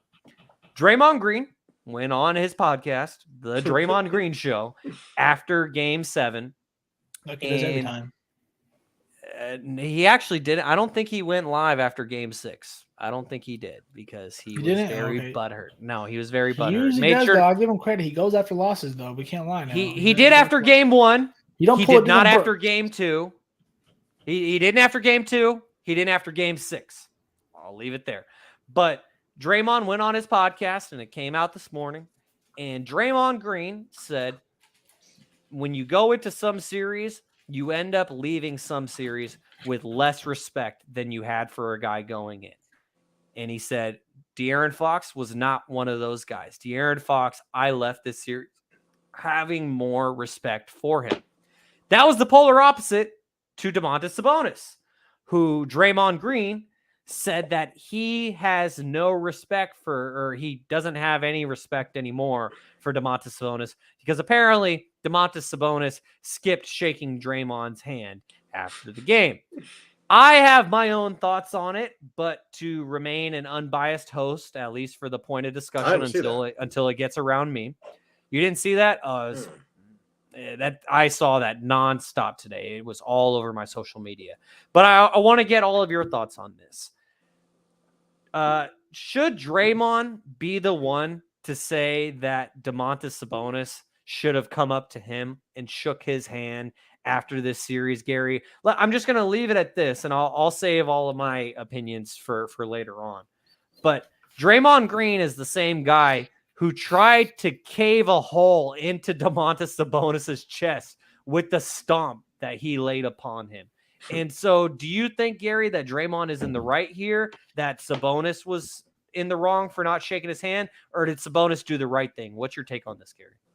I ain't gonna lie to you, bro. I think it's whatever. You can love or hate each other. Y'all don't gotta be best friends in the league. If y'all love it, I think there's mutual respect there. Maybe Draymond, I think you might mention lost respect. Maybe Sabonis lost respect for him. At the end of the day, they're in this league. It's all good. Don't gotta be buddy and buddy with everybody. It's all good. If you don't like each other, we're gonna be going head to head a lot versus them. I'm assuming. I hope so, because they're champs, and we want to keep being in that conversation. And so I think that it's whatever. I think those guys, I'm pretty sure they respect each other's games, and maybe just not as people, maybe because, like you said, the stomp, the whole, assuming talking smack, the whole series, all those things, just I feel like it's all good. Y'all don't have to love each other if you don't respect hold each other's hand. Everyone's different. Draymond mentioned, I guess, that he one time lost the Cavs, came out and went to go shake back their hand because he felt bad. Back in the day, they got mad at Isaiah Thomas for not shaking Michael Jordan's hand. But I've also seen players, I feel like, walk out. I think Tom Brady's walked out in Super Bowls and not shook other quarterbacks' hands. So it's like, man, who cares? If y'all want to shake each other's hand because y'all want to and be cool guys, sure. But if you don't, it's sometimes at the gym, man. If I knock a game winner in your face, I don't want to shake your hand because you've been talking smack all series. If I do, and sometimes, I'm not comparing, but you know what I'm saying? Some people you want to have respect for, some people you do want to make it cool with and just say, hey, man, it was a great series, and it was a great matchup me and you had with each other, and we want to give each other the respect, and just the admiration, whatever you want to call it, the acknowledgement, whatever you want to say. But sometimes it's like, you beat us, but I don't really care. And I don't want to shake your hand. So, you know what? I think it's like much ado about nothing, to be honest with you. I ain't gonna lie. I really think it's much ado about nothing and people just trying to create something between them. I don't think it's a bonus, like he said. He don't want to comment. He don't care. And, Draymond is just the type of person who likes to comment and say something about everything. So, Shaun, were you making that face? Yeah, I was making that face because I heard you say one particular phrase that I just completely disagreed with. Sabonis didn't say that he didn't. No. You want to let me say it? Yeah, go ahead. Okay. What you said is that people are trying to pin them against each other. People are trying to do this. Draymond's the one who came out on his podcast. He's like, oh, you didn't want to shake my hand. I don't have respect for you anymore. No, but he's bringing it to light that he didn't shake his hand. Obviously, and people can just look. There's probably videos they can see if they're not shaking each other's hands. You know what I'm saying? So I'm not saying he's pinning him. He's bringing it to light. So I guess if you're saying he's bringing it to light, I guess he's saying it. But I just don't. People are gonna try to like pinning it. What are the Warriors versus Sac versus the Warriors? You know what I'm saying? They're North Cal, you battle of North Cal, things of nature. The big man, the heart of this team versus our guy came to this team and helped change his team. I feel like they're gonna make it like that, especially with the stomp and those things of that nature. So I just feel like they're making the stomp, like you said. So I don't know, man. I don't think it's a big deal. I feel like I'm taking what Sabonis is basically saying, like he don't care. So I don't think, and obviously Draymond's gonna care because he always brings up everything. That's his personality. So I think end all be all, it's all good if they're not cool. Well, I mean, that would be great and all if Draymond Green wanted to say that, and he actually was a man of his word, and that he actually backed up what he said, and that he wasn't a hypocrite. Because let's circle back to 5 years ago when the Warriors won their second consecutive championship in the third in 4 years. This is what Draymond Green had to say. Oh, well, actually, nope. It decided to connect to my headphones. So just bear with me for just a quick second here. Okay, here we go. Now it's set on iPhone. Great. Amazing. This is what Draymond Green had to say at the Warriors championship celebration in 2018. Give it to him, bro. But the fact of the matter is, we just cut from a different cloth. You know, there's a lot of guys in this league. They soft. We just come from a different cloth. That's real. That's all I really got. That's real. That's as real as it gets. The bus, man. I love you. We just ain't got the same. I told one of them dudes from Cavs after the game, he tried to shake my hand. I said, Tristan, we ain't cut the same. So Tristan Thompson, former Sacramento King, Tristan Thompson tries to shake Draymond Green's hand at the end of the 2018 NBA Finals. And Draymond says, no, I'm better than you. I don't need to shake your hand. I'm better than you. Shaun's hurt. So he can't show that same respect to Domantas Shaun, Sabonis. would you agree? I don't understand the hypocrisy, Gary. Would you agree that people grow? People learn from moments? Would you agree with that, Shaun? Would you agree? Gary, if I stomped on your chest, would you never get food with me next week? No, I'm not talking about Sabonis. I'm talking about Draymond Green in that moment. That same guy you're talking about, Tristan Thompson, Double T, he had him on his podcast a month ago. And obviously, Draymond Green is shown that he didn't agree with that thinking no more.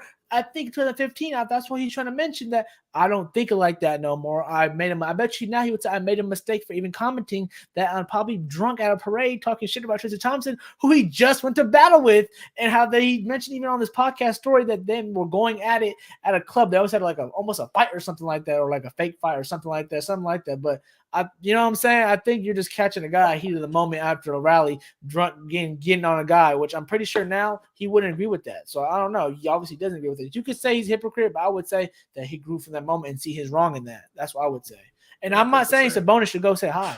I don't think he should. Obviously, if you don't like someone, don't stand on what you stand on. If you say you don't mess with him, you don't F with him, whatever, stand on what you stand on. Then just like Draymond saying, all right, bro, I don't mess with you either now. So it's all good. Bygones be bygones. Keep it pushing. All right, I can't wait for Draymond to no longer be a Warrior. Draymond, Ken, what's your thoughts on this? What you think? Dude, like I said, Gary, if I stepped on your chest and then asked you to go to Popeyes with me, you would want to go. Like, hell no, I don't think I'm not gonna search you out. Bro, Draymond was going at him all types of different types of ways. We saw with the inbound and him scoot his ass out and knock him down. They were going at it all game. It was a physical hooking the hamstring and laying directly on. I don't think it's a problem. I said what's up then. Yeah, there's no problem. I don't have a problem with it, but Draymond should make it a big deal like he didn't stomp on his chest. Now, if that didn't happen, I'd be like, all right, Sabonis, you're better than that. But fuck no, I'm not going up to you. And I don't agree with Draymond. I'm not suspended no more. It's the offseason, so I damn near can swing on you. I don't agree with Draymond putting Sabonis in a bad light. If you want to say that, then I would chalk it up to more like Green should just understand, like, hey, it's all good. He don't like me, I don't like him. So I agree with you then. Maybe if he's showing that he's kind of butthurt that he didn't do it, then I would agree. But then I'll just chalk it up to who cares. Well, apparently Draymond Green cares enough to make this a storyline and to let us all talk about it. Jaevon, do you want to have closing thoughts for this before we move on? Hey, man, I don't think it's too big of an issue. Draymond, obviously there's history. Draymond stomped on Sabonis' chest, so they're going to feel some type of way about each other. And, even Gary kind of, mentioned it, when Isaiah Thomas and Michael Jordan still ain't cool. So, I mean, that shit happened like 40 years ago. So, I mean, it is what it is at the end of the day. You know, you don't got to be buddy-buddy with everybody. I mean, I think it's pretty funny. Like, Draymond just goes out. It's like, why is that even? Who cares? So, hey, man, they're gonna forever feel some type of way about each other. Like, you got me suspended because you grabbed my ankle, and I'll spend the next game and stomped on my chest and all this extra, you know. So I mean, it's all part of, you know, trying to. It's the game inside of the game, if that makes sense. So, you know, Draymond and Sabonis don't have to be the best man at each other's wedding, because apparently he wasn't invited to Harrison Barnes' wedding. Yeah, and I did see Harrison Barnes and Draymond had a very long chat after Game 7 yesterday. It looked a lot like Draymond was mostly the one talking. He was probably saying like, "Yo, HB, I know I didn't mean to air our dirty laundry about you not inviting me to the wedding. Just know we cool though, bro. Like, all love, man." And HB is probably like, yeah, yeah, yeah. It's like when you're on one of those phone calls that just doesn't end, and you're like, yeah, okay, yep, okay.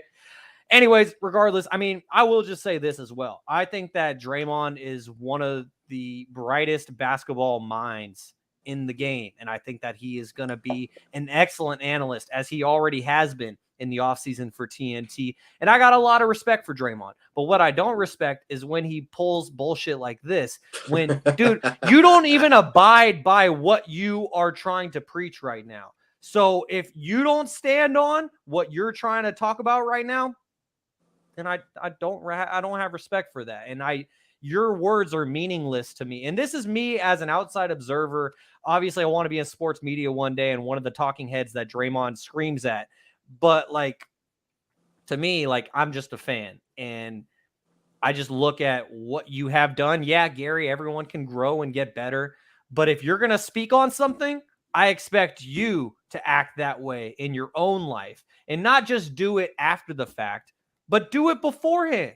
Like, for example, Gary, if I was like Draymond and I went on my podcast and I said, man, Gary hit a game-winning 3 on me in pickup, and he just walked off the court, didn't even shake my hand, I would reevaluate myself and I'd say, Shaun, what happened the last time that you hit a game-winning 3? Oh, yeah, you ran off the court and you were screaming and you took your shirt off and you were swinging it around in the air. Okay, maybe I can't be so upset at Gary for that. Just for the record, I don't think I've ever done that. But I mean, if I did, then I wouldn't be too upset. And so, you know, different strokes for different folks. And regardless, the Sacramento Kings have been eliminated. Their season has come to an end. You've never heard that? You've never heard different strokes for different folks. Hold on now. I got to educate you more on my white peopleisms. Different strokes for different folks. As Uncle Manny, he checks in. He says, "Great job by our Sacramento Kings. Thank you for the great memories." Our boy Marcellus says, "Kings in 9. I'm here. The series not over. Run the series back. Maybe next year." I would. That series back. That was a legendary series for round 1. Man, it was the same. Will it be the same next year if Draymond's not there? No, wouldn't be the same at all. I definitely think that Looney definitely earned his respect from Sacramento Kings fans coming into this series, because he earned his respect last year, man, in the playoffs. I'm not gonna lie, he was doing the same thing similar last year. He just really put it big time. Last year he was doing the same thing now. But who did he do it? I'm gonna focus directly on the finals last year. Who did he do it against in the finals last year? Was it Robert Williams, Time Lord, and Grant Horford. Williams, Come on, man. and Horford? Come on, man.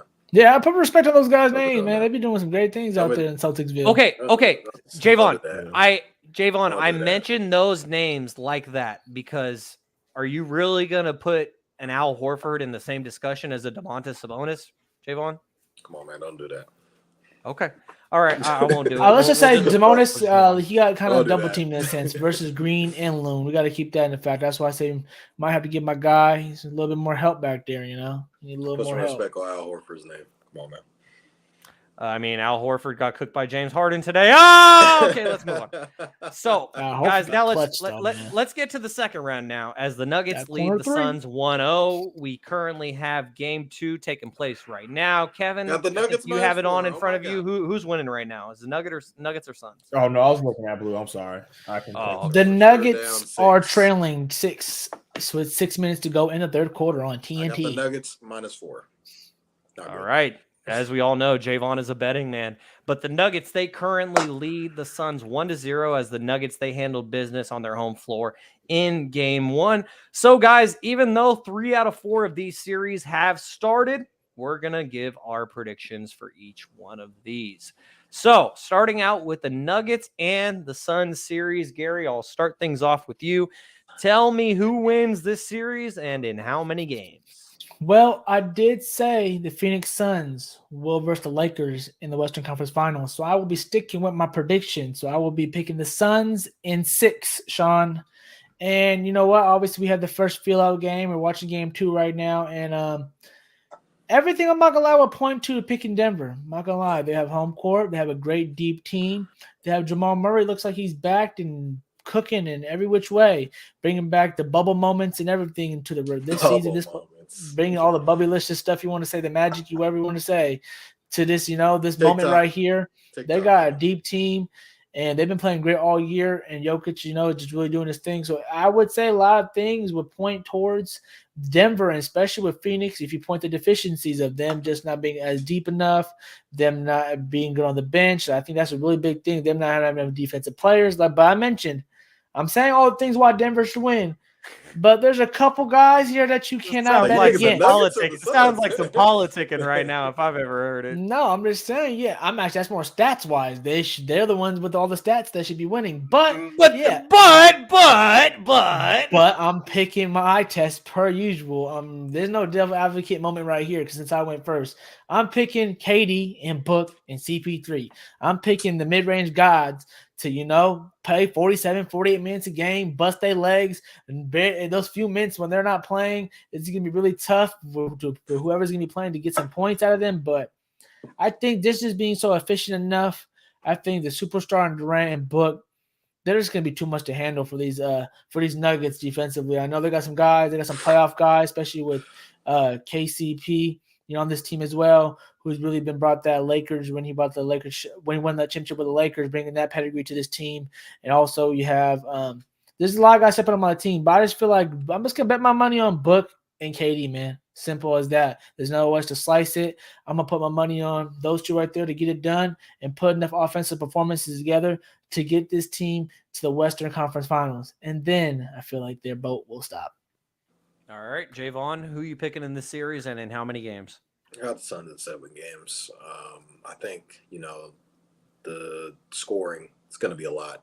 Kevin Durant, D-Book, CP. Like last game, I think D-Book had – I think Kevin Durant and D-Book like at 29, 27, and then Chris Paul had like 10 points. So they need more from – they're going to need more scoring from CP. They're going to need more from Aiden.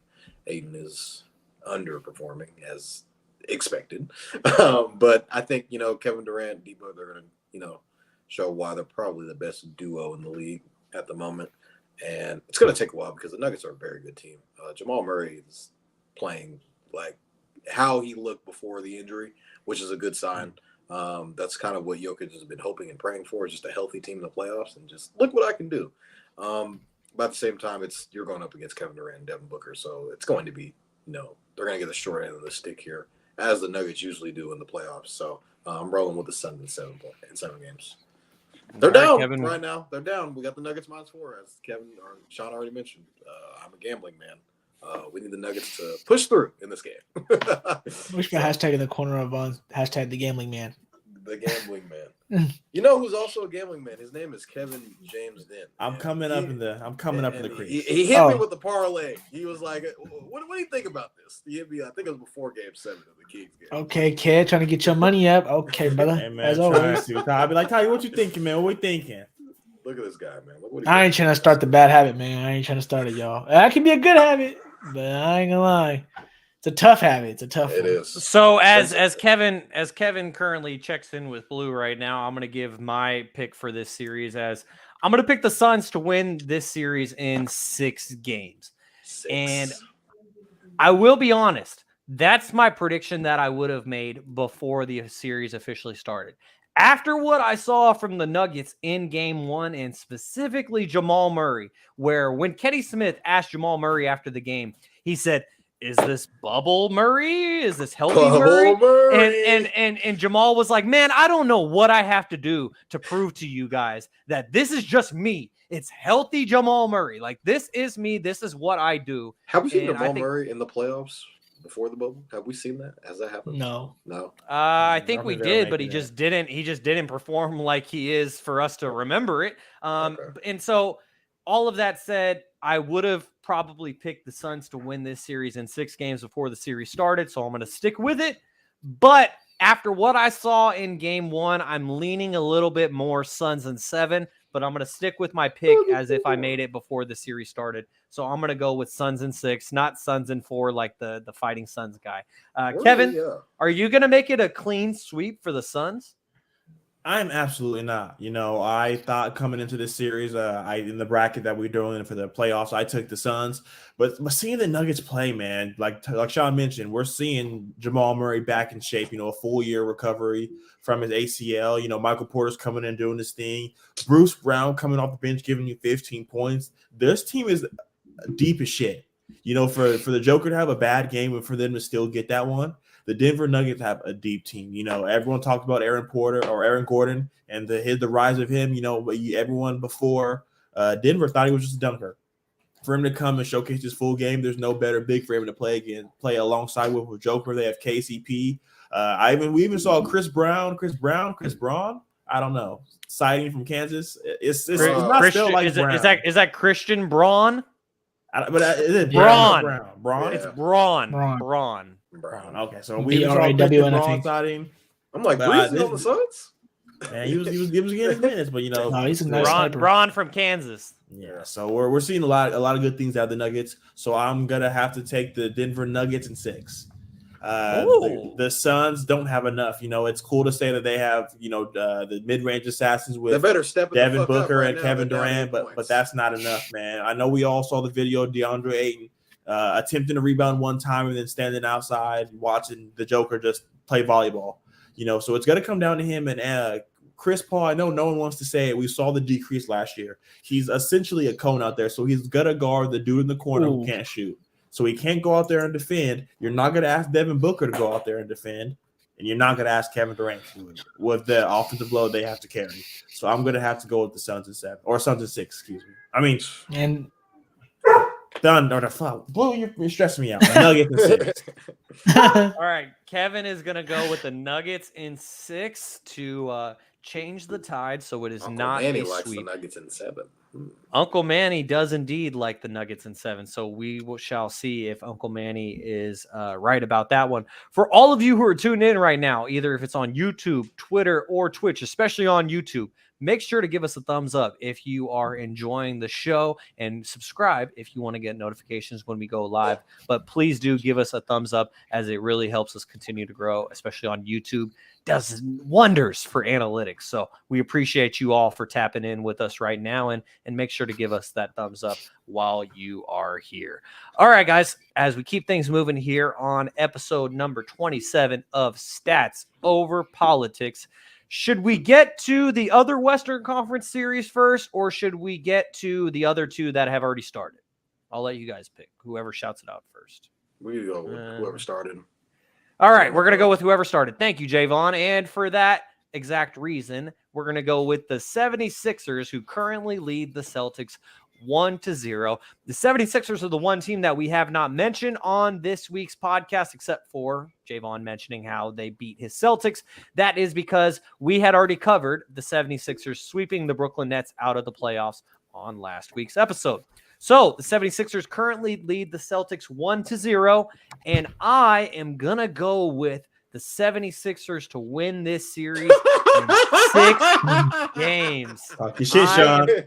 I'm going with the 76ers to win this series in 6 games. Jaevon, you may laugh at me now, but I was the only one of all 5 of us before these playoffs started. I was the only one to pick the 76ers to get to the conference finals. Everyone else had Celtics versus Bucks.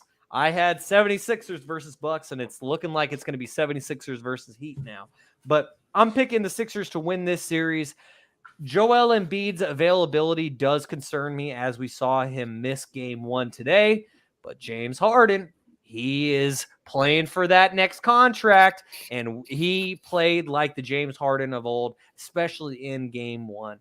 And for that reason, I think that the 76ers are going to have enough to shock the world, to shock Jaevon. And I'm picking the 76ers to win this series in 6 games. Jaevon, we know that you are a betting man. We know that you are also a Celtics fan. So where are you leaning with this series and why?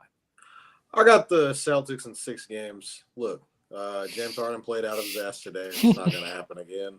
Don't know if Joel's probably not even playing game 2 because they're like, oh my God, we got a game without Joel. Let's rest him.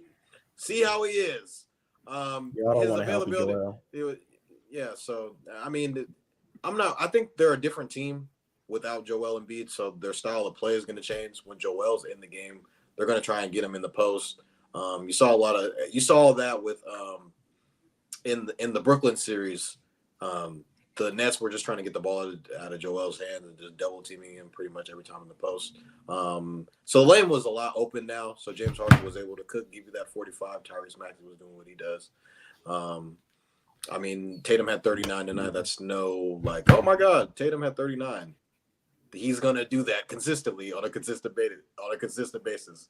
It was more of the Harden. It was the Harden game. Obviously, he had 45, and I'm tied his playoff career high right there with that 45. I'm not expecting James Harden to score 45 again in this series. So, Jaylen Brown, he had an okay game. We'll probably see a lot more from him. I think it was a lot of things just down the stretch where we just had a lot of bonehead plays that I can't really explain. That will get tweaked up. Celtics probably win strong in game 2. We're probably going to be the heavy favorites in game 2 again. And we'll be tied going back 1-1 to Philly. I think we'll just probably have to steal.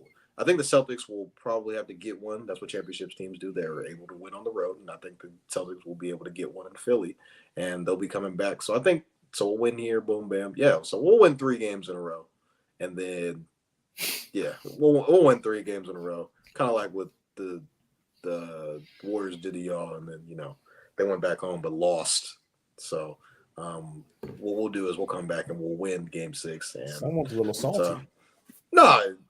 It's not salt. I mean, I'm just saying what's happened. Like, it was a splash in the face from water. Like we were asleep a little bit, sleep at the wheel, and then Sixers splashed in the play already. They game 1, sleep at the wheel. So versus a team that is basically your only threat to beat you. Yeah, I mean, no Joel. I don't know if sleep usually y'all should be sleeping. We were on autopilot. We were just like, there's no wake up. It should be a cakewalk. So. It's all good. They came out, slapped us in the face. James Harden, former MVP. Hey, he went for 45. What can you do? So. All right, Gary, what can you do? Who are you picking in this series between the 76ers and the Celtics? Just like you, Shaun, I already thought about the series previously when I had the Bucks versus the Celtics in the Eastern Conference Championship. So, I'm not gonna lie, I really want to play DA, devil's advocate, and really just go against Vaughn right now. But I'm gonna stick with the Celtics and what I've seen. Come on, yes, I do want to Celtics in 7, Shaun. Celtics in 7. You can write it down. And you know what? Like Vaughn said, I'm not gonna lie, he's right. I didn't expect it. James Harden sign like this. I don't think none of us expected a throwback James Harden. He's been playing great in his role, and Maxey do his thing and Embiid do his thing. So, you know what? I'm really proud of James Harden for having a great moment in the playoffs. It's been quite a while. So I'm proud of him, man. He's proud of him and showing up, showing why he said he has an MVP in his name, showing why he's been a multiple All-Star, showing why he averaged almost like 40 points one year, like Kobe-esque, Michael Jordan-esque, just, one of the greatest scorers we've ever seen in this game. Really, you can really put that and test that to him. So, him, always, it's real. It's real seeing that his you're laughing, Vaughn's getting me laughing too, bro. I'm a contagious laugher, bro. If you start laughing, I might start laughing. So I'm sorry. I'm sorry. I changed your little graphic under your name. That's what. Proud James. Oh wow. Okay. I'm just waiting for Kevin to say something so that I can change it too. Yeah, I'm proud of James Harden for showing up and doing his thing. So you know what? But like you said, Vaughn, I'm gonna agree with a lot of things you said. I'm gonna believe in Derek White. I'm gonna believe in Jalen and Brogdon. I meant to do his thing too. And they have two guys who are basically 6 man of the year candidates in a sense, and they have so much wing depth. They already know what they got.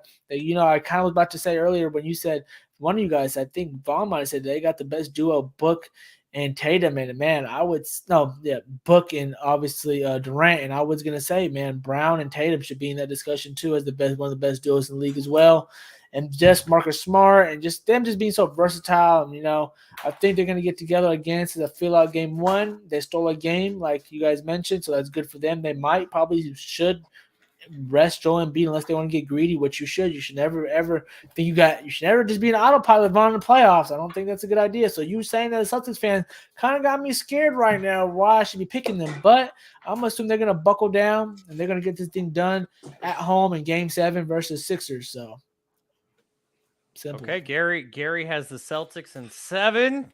Kevin, you are the Philadelphia fanatic. So are you going to go with the 76ers? Fanatic is a strong word. Fanatic is a strong word. But I'm going to, as everyone doesn't know, Jason Tatum's one of my guys. So I'm definitely going to ride with the Celtics here. I believe in 6. I think they're going to get one more with Joel, but I think the Celtics just have too much. And you really have to have 2 dominant premier wing defenders to go the JT and Jake, and they just don't have that. I know PJ Tucker was supposed to come in and really shape things up, but he's not. Just like when he got to Kevin Durant, he's still going to give you 45. The other guys do. So if the Celtics can get their other guys like Gary mentioned, the Malcolm Brogdon, the Derek Whites to show up and give their effort every night and win a game, Al Horford going there doing their thing, I think they're going to take care of them in 5 or in 6. Excuse me. Which sucks, though, because the 76ers, man, do got a great team. But, I just think like the Celtics, like we said, I think there's a stat right now. I think Vaughn might have mentioned it last week. They've got their number in a sense. And, I really want Joel Embiid, since he's probably going to win the MVP, to really get over the hump and really make some noise and a deep playoff run. Like, again, proud of James Harden. I want him to make a deep playoff run as well. But I think they ran into a better team. So what can you do? And this is the 22nd time that these two franchises have met in the playoffs, which is the most all time. So we are witnessing history, guys, as we get another iteration of this 76ers versus Celtics series. As now we get to the last second round series that has. Hold on, Shaun, what'd you pick? I thought I said it at the beginning. I picked the 76ers in 6. Okay. I thought I missed that. Okay. It's all good, my friend. Just making sure. So, yeah, I was the only one to pick the 76ers. I think that anyway. Once the Tigers started going crazy. No, you're right. Remember, you have been in the conference finals. You're right. Okay. The only one. And that'll look real good in about 2 weeks. Anyways, so the other series that has gotten started is the Miami Heat, the 8th seed in the Eastern Conference, taking on the 5 seed in the Eastern Conference, which is the New York Knicks. Game 1 hosted Sunday before our Game 7 between the Kings and the Warriors, and the Heat won Game 1 on the back of Jimmy Butler and his sprained ankle as the Heat won Game 1. So let's throw it to Kevin first on this one. Who are you going with in this series between the Heat and the Knicks? It's really hard to choose against Jimmy Butler, but I think this is where the streak's going to end. I think the Knicks just have a more complete team. The Heat are coming down this playoffs, as one of the worst for three-point teams in the league, and now they're just shooting the lights out. So for that to come in and really help change them, I think that's a big part in it. They had one of the worst offenses, so it's just going to show that they're just playing out of their mind right now. And with, like you guys mentioned, with the Jimmy Butler injury, that can play a huge role in the thing. So I'm going to take the Knicks in 6. But I think, with Julius Randle coming back, I think that's going to make some noise. So I think they're going to have a problem for him. Jaevon, who are you picking in this series between the Heat and the Knicks, Mr. Gambling Man? I like the Knicks in 7 games. Bro, Kevin Love's look like he's back at Minnesota the way that he's been playing. Knocking threes down. He's throwing all. He said he has the best QBR in New York. That's what he said. So maybe that might be a shot at Aaron Rodgers. But this Heat team is having an outer body experience, as we've already said that phrase before. Jimmy Butler is just doing what Jimmy Butler does in the playoffs. Gabe Vincent, man, he's all over the place. This is a guy who was on the Kings G League team. Shout out to Gabe Vincent. So I mean, when you're getting that and you're getting Bam out of Max Strus, Duncan Robinson came from the dead. The $90 million man is coming out, hitting threes, making good passes, and pick and roll. So I mean, this Heat team is playing. I mean, you got Eric Spoelstra, one of the best coaches in the league. So I mean, when you have him and then you have Jimmy Butler doing what he's doing, dropping 50 and having 40 and all these type of games, anything is possible for this Heat team. So that's why I see it going 7 games. And the Knicks didn't play without Julius Randle, so they're a man short. We'll see kind of what they look like when when Julius Randle's back in the lineup. But until then, Heat are up 1-0. So I got the Knicks in 7 games. All right. Jaevon has the Knicks in 7 games. Gary, where are you going in this series and why? I'm not going to lie. I really thought you guys were all going to go Heat, to be honest with you. I really thought everyone was going to go Heat, and I thought I was going to be only on the limb. But guess not. I'm rocking with Vaughn. I got Knicks in 7, and everything in my head and heart's telling me to go pick the Heat. I don't know what it is. It is. Gambling. It's good gambling wise. And it's just because Jimmy Butler, I feel like, is the best player in the series. And anytime I feel like you're the best player in the series, I tend to lean towards you. I'm not gonna lie. Obviously, I didn't do that in the King. What is that? First ball? Yeah, he's hurt. I saw he went to the locker room. Oh, great. Anyways, yeah, that's what Kevin. Yeah, you're muted.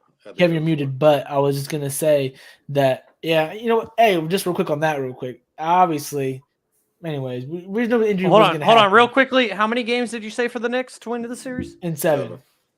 I got Knicks in 7, and I'm just gonna go on a limb, like I said, with Brunson and Barrett, just being able to pull it out and make it competitive, and just gonna be really hard to win a game in Madison Square Garden. I just feel like this is my least confident pick. I'm not gonna lie, because it's so close. I feel like not just because one team is better than the other so much more. I just feel like it's just because it's so narrow that these teams have both been, just really tough to pick. So, and both defensive-minded teams, scoring comes out, and spurts are different, but the main guys pull it out. But in terms of the other players, you don't know who's going to come off the bench or come off and really have a good game for those other guys other than Jimmy Butler and Brunson, like you're saying. And we already know Julius Randle's situation being hurt. So I'm just going to give the Knicks – I'm going to ride the Knicks wave, man. I'm going to ride the left-handed wave. We ride our left-handed wave with Fox and Bone. I'm going to ride the Knicks left-handed wave with Randle and Barrett and Brunson. And I think they're going to be able to expose the Heat in the sense of that, they didn't have a great offense all year, and Jimmy's been pulling it really out of thin air and just trying to keep the offensive going. But I feel like at some point they're going to get caught up, and it's going to come back to bite them. I think the Knicks are going to be able to pull it out in a tough Game 7. So Jimmy Butler leads the NBA in playoff scoring, big shocker, and he is the reason why the Heat even made it out of the play-in round. And Jimmy Butler.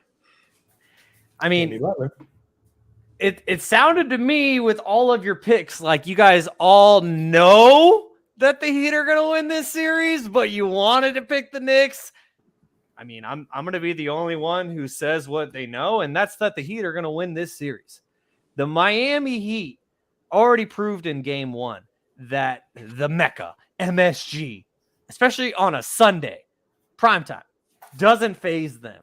And, okay, yes, Jimmy Butler has been going stupid throughout these playoffs. And I love what I've been seeing from my guy, Gabe Vincent, who came out in Game 1 of this series, and he was just absolutely jacking up every single three that he could take. I love it because I've seen Gabe Vincent come up from the Stockton Kings to getting signed to a 2-way deal with the Heat to where now he is a starter for the Heat. But what I'm most encouraged by is Kyle Lowry.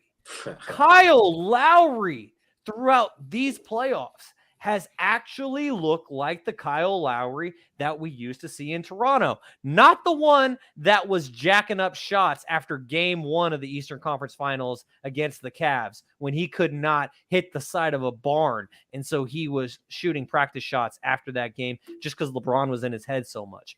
But Kyle Lowry in game 1 had 18 points, 5 rebounds, 6 assists, and 4 blocks. He joined Kevin McHale as the only player with 15, 5, 5, and 4 in a playoff game off the bench. If the Miami Heat can continue to get this kind of production from Kyle Lowry off the bench, Gabe Vincent is going to continue to contribute. And then you also have a guy like Duncan Robinson coming in every once in a while, or a Max Strus who's going to give you buckets off of the bench. To me, the Miami Heat are the superior team in this series, and I think that the Miami Heat are going to win this series in 6 games. Maybe I'm the devil because I just picked 3 series to end in 6, 6, and 6, but I am picking the Miami Heat to win this series in 6 games. I think they close it out back in South Beach, and the Heat, they get the job done. So now, guys, let's get to the only series that has not started, and that is the Warriors versus the Lakers. Wow. And I know Bomani Jones. I know plenty of people that are very happy that we get this primetime matchup in the second round rather than Kings and Lakers. So, Warriors real quick.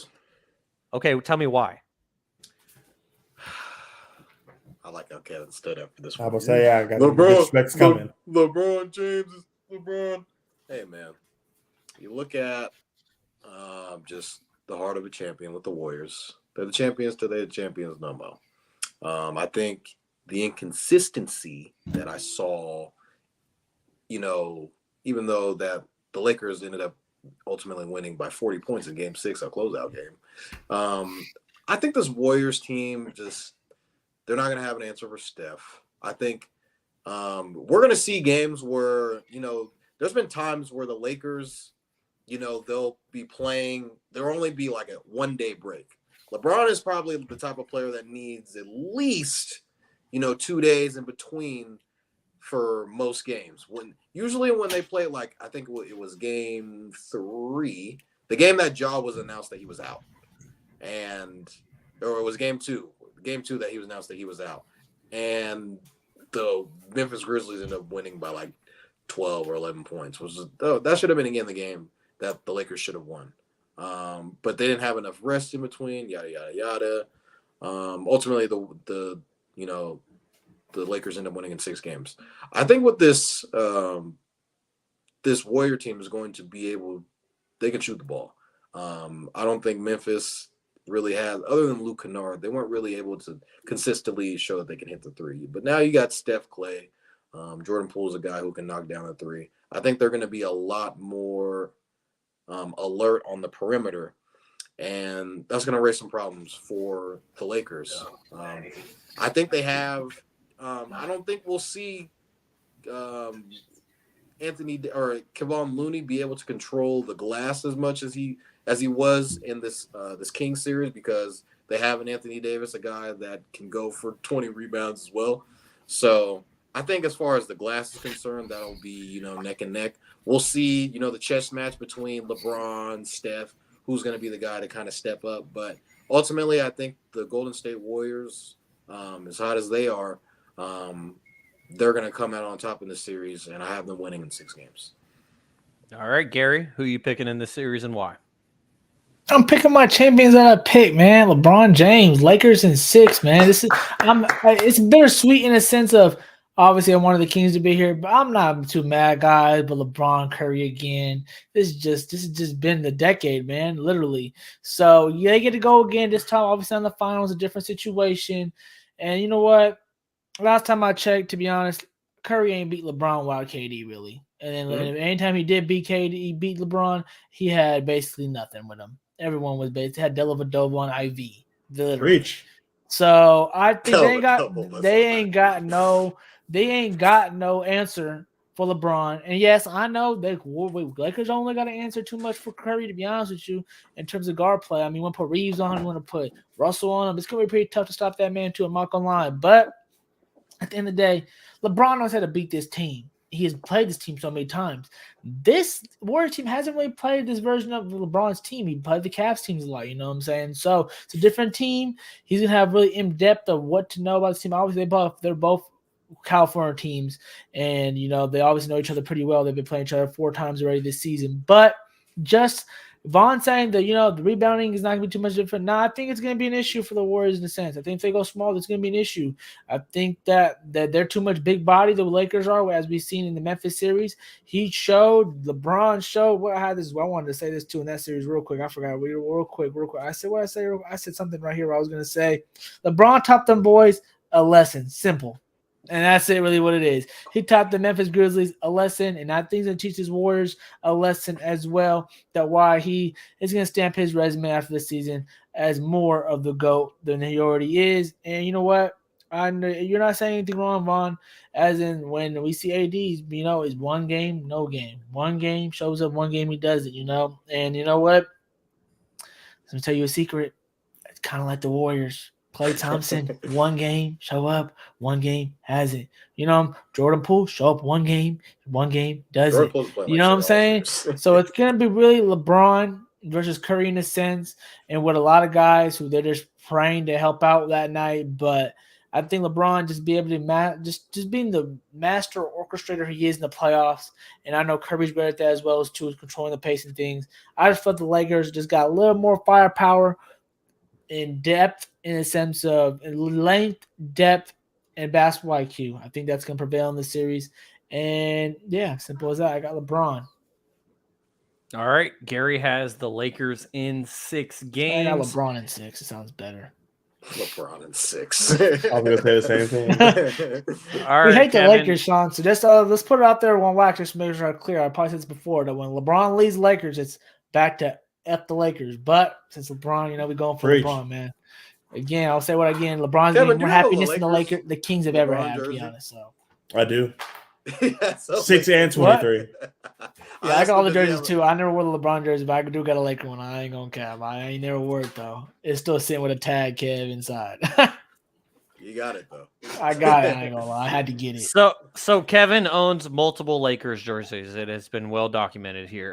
And you also picked the Lakers to win the championship this year, Kevin. Again, so I assume you're picking them to win this series, I assume. So in how many games and why?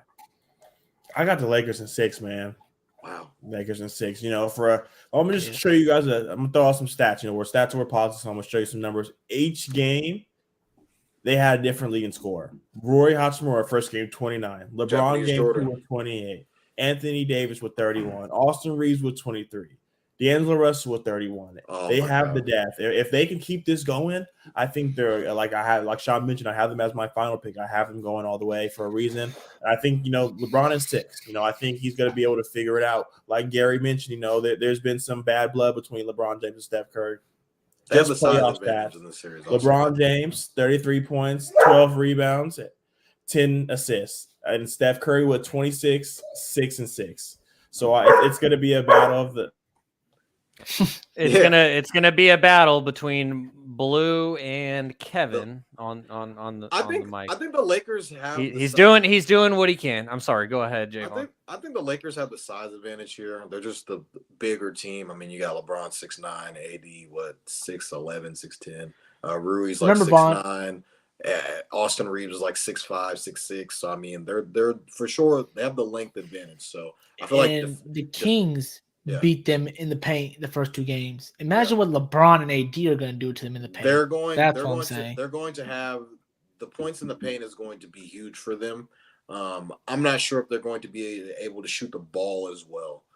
You're right. That's going to be a tough one. From 3 for the Golden State Warriors. So I mean, it's going to kind of come down to who's going to be able to control the glass and who's going to be able to to get stops and be able to shoot the ball well. So I mean.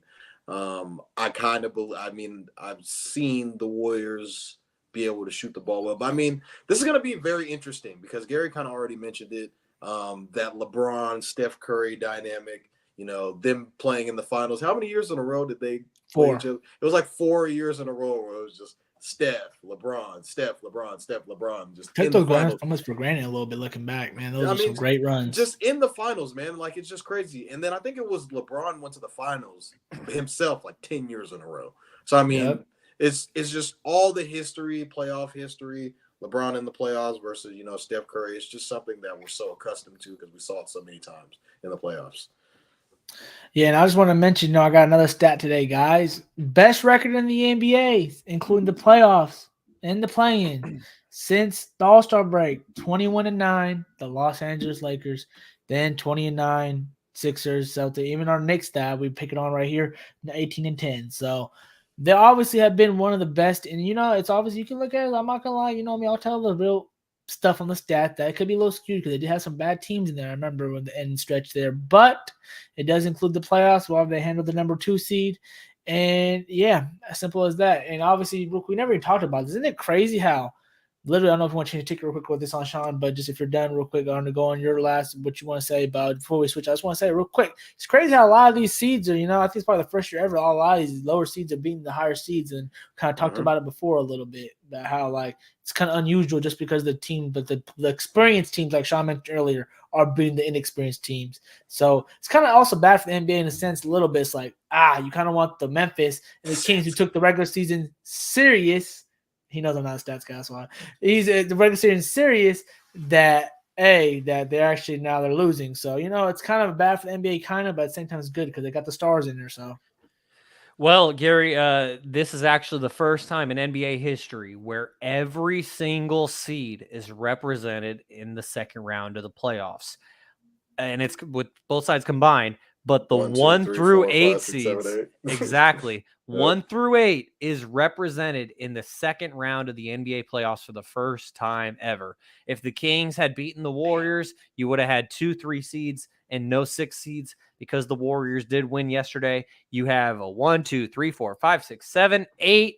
All of those seeds are involved in the second round of the NBA playoffs, which is pretty cool. We don't have time for it again this week, so I just want to preface this by saying this is not Shaun's pop quiz. But I was just wondering, have you guys seen this? Who the last 3 Lakers are with over 30 points and over 5 3-pointers in a playoff game? The last, just guess. Who are the last 3 Lakers? Okay, Kobe's one of them, so there's 2 more. The last 3 Lakers with at least 30 points and at least 5 3-pointers in a playoff game. LeBron is the second one. There's one more guy. Derek Fisher. Sasa Vujacic. No, not Derek Fisher, not Lamar. AR-15. No. It's a current player. Anthony Davis? It is a current player. It's not Rui. It's Rui. Yeah, I was going to say. It's not Rui. It's not Rui either. D'Angelo Russell? No way. Ice in his veins. Ice in his veins. Well, he better have to bring a lot of ice, man, because, man, that game D'Angelo Russell. D'Angelo Russell is that third guy. Because some of those games, man, he did not show up, but he showed up in that one game, and they blew them boys He out. showed up. Yep, he showed up in Game 6 when it mattered most. Last Tuesday, I got off the pot, and I watched it. I was like, this boy's hit 3 threes in a row. Perfect timing. Yeah, every fiber of my being does not want to pick the Lakers. I can't, for everything that we just went through with the Warriors and their fan base, I still cannot stand the Lakers or their fans tenfold. I absolutely hate the Lakers and their fan base. I'm in a group chat with a bunch of Lakers fans who really get on my nerves. Jaevon's a gambling man, as we got to start to wrap up here on episode number 27 of Stats Over Politics. Every fiber of my being does not want to pick the Lakers, but we choose stats over politics here. And, my gut, my brain, everything is telling me that the Lakers are going to win this series. And so I'm going to go with the Lakers to win it. And I'm going to pick the Lakers. I'm going to break my streak. They're into the dynasty? I don't know. I feel like the Warriors winning in the first round will help potentially extend that. It all kind of depends on Draymond, but I'm picking just to make it real brief. I'm picking the Lakers to win this series in 7 games. My gut just tells me that the Lakers are going to prevail in this series. And, we mentioned those 4 NBA finals that the that LeBron and Steph faced off. LeBron went 1-3 in those NBA finals. I don't think LeBron is going to let his head-to-head playoff record against Steph and Curry get to 1-4. 2-3 sounds a whole lot better than 1-4. And I think that LeBron. What's up? What's up, Gary? Who do you hate more then, the Warriors or the Warriors or the Lakers? Then the Lakers, without right now, right here, right now, yesterday, tomorrow. It's the Lakers. I cannot stand. I thought you would hate the Warriors more because they actually knocked us out. No. I told you at the beginning. With the Lakers. I know, that's why I said now. I didn't say 10 years ago. All right. Well, I mean, I even told you at the beginning of this episode today, I'm not going to be a prisoner of the moment. And like, for me, it's the Lakers. I cannot stand the Lakers. I always cannot stand the Lakers. As we're wrapping things up here on Stats Over Politics, unless Gary wants to keep getting a word in. Go ahead, Gary. One more thing. Shout out to Kev, because Kev had a thing we need to talk about later about the biggest what if moment with that Barnes shot. I just remember that. But anyways, we should have brought that up earlier with the Kings, but it's all good. Keep it pushing, Shaun. We're here on Stats Over Politics. 5 minutes left, guys. Yep. So now let's just get to a couple of these other topics that we had as now we transition over to football with the NFL draft that took place this past week. Bryce Young went number 1 overall to the Carolina Panthers. CJ Stroud from the Ohio State University, he got drafted 2nd overall to the Houston Texans. The Texans move up to number 3. They draft Will Anderson out of Alabama, and then Anthony Richardson, not AR-15. Anthony Richardson decides that number 1, that he needs to change his number because he doesn't want to be attached to that nickname. Totally understand that. But Anthony Richardson, he gets drafted 4th overall to the Indianapolis Colts. And so that was quite interesting. Kevin, did you want to share your thoughts on the NFL draft? Because, I mean, you did wear your Eagles jersey today just to brag a little bit about your is it the Georgia Eagles? Is it the Philadelphia Bulldogs? What is it? Man. It's whatever you want to call it, man. But just getting on the draft picks, for Mel Kiper to say, we got the number 1 prospect at 9. So we didn't have to trade up too much to go get him. All it took was a 4th round pick. I know Toddy was upset about that, but all it took was a 4th round pick for us to jump from 10 to 9. And on Mel Kiper's list, the number 12 prospect, Nolan Smith, we were able to get him at 30 and not drop. He's pretty good. But I want to elaborate on how we keep doing this. I know everyone every offseason says Howie does this. I'm going to paint you a clear picture. He's probably the best GM Howie in football. And that's that's me as a Niners fan saying that. Howie the best in football. Howie motherfucking Roseman. It's not. I'm sorry, Kevin. I'm going to let you finish your statement, but just to reiterate what Jaevon was saying there, like, there is no could. There is no if. Howie Roseman is the best general manager in football. He is the best leader of a team in professional football. Like, there is no question about it. That's the only blemish. Point blank, period. Howie Roseman is the man, and there is nothing I can do to question him. That's like his only blemish is he didn't draft Justin Jefferson. That's it. Yeah, but ever since then. So let me paint you a picture. Everyone remembers our old quarterback, 2nd overall pick, Carson Wentz. We traded Carson Wentz, and out of that got Devontae Smith, A.J. Brown, and Jalen Carter. So I'm going to paint you this picture. Paint this picture. 2021, we trade Carson for a 21 third and a conditional 1st. We traded that pick, which was the 6th pick. We traded back in 21, and we were able to get that to trade to 12 to get Devontae Smith. It was because of us, Jaevon. It was because of us. So we used that 3rd rounder and a pick to trade up to get Devontae Smith. So then with the Dolphins pick that we traded with Devontae Smith ended up being the 15th pick. We used that and a 3rd that we got in the Carson Wentz trade to trade up for Jordan Davis. And then the conditional 1st round pick that ended up being the 16th overall pick, he packaged that with the Eagles 1st, which was number 19 for the Saints, 16 and 18. And we used that 18th Saints pick to turn into A.J. Brown. I know, and the Saints ended up being trash, yeah. And then that 2nd Saints pick, which was number 10, all it took was a 4th rounder, bump us up, Jalen Carter comes to town. All that came from Carson Wentz leaving Philadelphia. We got out of that contract, and good on riddance. So, how he motherfucking you forgot to mention that you drafted Jalen Hurts in the 2nd round. Oh, that wasn't a part of the thing, though. But yeah, we drafted his successor. That's a good decision. Yeah.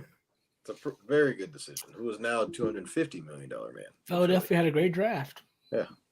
They did. Steelers did too. Just FYI. Who y'all get? We got a lot of Darnell Washington. We got an offensive lineman. We finally got some help. Yep, and we got Joey Porter corner, and we also got a tight end that has a good prospect. So I'll leave. Since on college football too much. Georgia tight end. He's wrong. The things we needed. I'm really happy with my Steelers for picking things we needed to help my guy Kenny Pickett out real quick because I know the disrespect was there this season. So he's gonna have a little more help this year. We added more depth to defense. So I'm pretty proud of my team doing what they always do. We always draft, to be honest. And even though the Eagles did add 2 more Georgia Bulldogs and Jalen Carter, let me just take a moment. Props to Kev, man. Props to Kev because he spoke it into existence. Yeah. He literally spoke it into existence. I said hell no, bro. With Jalen Carter going to the Eagles. And like when the deal went down, I was just like, man, it really happened like that. And then when I saw Nolan still on the board, man, and the Eagles came up, I was like, because if you remember correctly, Nolan Smith, I'm saying his name correctly, right? Yes, yeah. Correct? Okay. Yeah. Nolan Smith, if I remember correctly, they were saying during the college football semifinal that if he were not hurt, he would have been a top 5 pick. Yep. The Eagles just got 2 top 5 picks, arguably the best player talent-wise in the draft, 2 top 5 picks with 2 first-round picks. D-line's going to be nasty. Like that's what the Eagles just did. They're coming. They're coming. I will just say this real quickly, that even though the Eagles did add 2 Georgia Bulldogs, the 49ers also added a Georgia Bulldog as well as we got real deal Robert Beal. Yeah. We got the best Georgia Bulldog out of all of them. Real deal Robert Beal. Added to the 49ers defensive line with a Jaevon Hargrave. So, we'll be all right. Niners are going to be all right. Niners are going to be all right. I don't know, fellas. I don't know. No one wants to talk about it, but the Seahawks had a hell of a draft. Oh, my God. They did. I hate the fact that I have to root against Jackson Smith and Jigba now for at least his entire Seahawks tenure, and it just breaks my heart because not only did they get that lockdown corner at 5, but then they got Jackson Smith and Jigba at like 21. And that pick really hurt me. And so now the Seahawks Sorry. Now the Seahawks have a wide receiver core of Jackson Smith and Jigba, DK Metcalf, and Tyler Lockett. It's pretty ridiculous. And I mentioned how 3 of the quarterbacks went in the top 4. It was only the 4th time in the common draft era since 1967 that 3 quarterbacks were selected in the top 4 picks. The last time we saw that happen was in 2021 when Trevor Lawrence, Zach Wilson, and Trey Lance were selected. So history was made in the NFL draft. Any final thoughts about the NFL draft, guys, before we keep things moving? No. I want the Niners. Go ahead. What Manny say? Manny just wanted to mention that I guess Geno apparently Smith still the quarterback. He's still the quarterback, right? I don't want to hear it. Sir. I don't want to hear it. That might be a bet y'all might need to make. I didn't even see the comment, bro. I see your $10 and I'll raise you 50. 2-0 on the Seahawks this year. Book it, TikTok me, do whatever you want. Put it in the notebook, Shaun. I see your $10 and I'll raise you 50. Sweep this year. That's not a bad bet for Manny though. 1-1. It don't matter. Didn't say 0-2. It don't matter. It don't matter. Hey, we're playing Seattle. We broomsticked them last year, and we beat them in the playoffs by like 40. Did you see the playoffs last year? You saw it? Oh no, we got the best corner in the draft now. We got Jackson Smith and Jigba. It don't matter. Y'all got a quarterback. It doesn't matter. Geno is Who's not your that quarterback? guy. I was going to say, bro, who's your quarterback? Is it named yet? It don't matter. there it is. It's a bet. Manny, there it is. $50. $50. Jaevon said $50 right love there. It. All right. Love it. And love also for the sake of the notepad, I wrote it down. The 49ers will sweep the Seahawks in 2023. That is regular season. So if they were to play them again in the playoffs, that does not apply. Jaevon's statement was based on the regular season. So I like the verbiage. I like how Shaun had the verbiage. I like how he broke that. I learned from your mistakes. I learned from your mistakes, The Jaevon. verbiage has to be Kevin's never gonna get me on one of those technicalities. I got the legalese to give me the right terminology. All right, guys. Well, we got to keep Nuggets moving. up 10 with a minute left. I was about to say too, man. Dang. Let's go. A minute left in the entire game. We got Nuggets -4. Yep. Left and Jamal Murray and man, what's Jokic just hit a dagger basically. Real quickly, guys. Let's talk about this news that the Ravens and Lamar Jackson, they agreed to a 5-year deal worth $260 million. Garry, you are the AFC North aficionado here on this podcast, so give us your thoughts on the Ravens and Lamar agreeing to a guys, bro. I really hated this news, man. I really hated it. Oh man, I thought he was gone, bro. I really thought he was gone. There's no way they're gonna rekindle this. They're giving him franchise tags. They jibbing my guy. I was talking to bring him to Pittsburgh. I was hoping you can't wait till all I gotta do is worry about one guy and Joe Shiesty up there in Cincinnati. That's the only person I really gotta worry about, man. But that fool Lamar Jackson's back, man, and that guy's a scary guy. Shout out to him for getting his money. I've been in his corner all year. Love watching him. Think he's a top 5 quarterback in this league, especially when he comes back and get healthy. He's a MVP in this league, and he got his money made. I think he got what he wanted. He got a big payday. He's like one of the top guys getting paid now. So I'm just happy for him to get his money. It's gonna be a really scary sight now to see him and Odell now, and their team is still their team's always been good. They always fight. Never ever slept on the Ravens. And if you're in our division, it's always gonna be a bloodbath for them. So more wars to come versus Mr. Lamar Jackson. So shout out to him and the Ravens for getting that done. Hate to see it because he's in my division still, but hey man, that guy is great, and I can't wait till he proves everyone wrong or proves everyone right, I guess, in a sense, and he proves why he deserved this deal, to be honest. So $185 million guaranteed for 89 or 85. I thought what I saw was 85. Did it go up to 89? Okay. No, it's 85. Okay. That's what I was like, $185 million guaranteed for Lamar Jackson, who was without an agent. That's impressive. Kevin, did you want to give your thoughts on this Lamar signing? No, definitely, man. Whole lot of flock going on. Like Toddy said, whole lot of flock going on. For them to make this commitment to Lamar Jackson, it just goes to show. And it's funny. I remember in the group chat we talked about with Jalen Hurts being the highest paid. I said it's only going to be a week. Yeah, it lasted 10 days. So this new look offense. They got a new offensive coordinator in there. You have Odell Beckham, Devin Duvernay, Zay Flowers, Rashad Bateman. I love that pick for them. Mark Andrews, J.K. Dobbins, led by Lamar Jackson. Like Garry mentioned, their defense is already one of the top in the league. So now Lamar Jackson is going to have to – they're building this team so he doesn't have to run as much, so they can make him worth all that $185 million. Not going to lie, their defense was like shit at the end of the year last year. But a lot of injuries on that though. Yeah. But I still feel like they're still a offensive player away from really competing. I know they got, like you said, they have the J.K. Dobbins and stuff coming back and things of that nature. But I don't know, man. Ohio State University. I just feel like they still need more than Odell if they want to look at the wide receiver room just a little bit more. But it's better. It's better, yeah. Like you said, Devin Duvernay and stuff like that. But I don't know. I just feel like he needs a little bit more. But you can't take what's great about him away, which is the running aspect. So, hopefully he keeps running and staying healthy, and proves what he's been proving the whole time that he's an MVP. Do you guys think Odell will have a 1,000-yard year this year? If he stays healthy, he has a chance. Would you bet the over or the under on that? The over. He's getting – if it's not Andrews, it's Odell. Okay. I'm taking the under.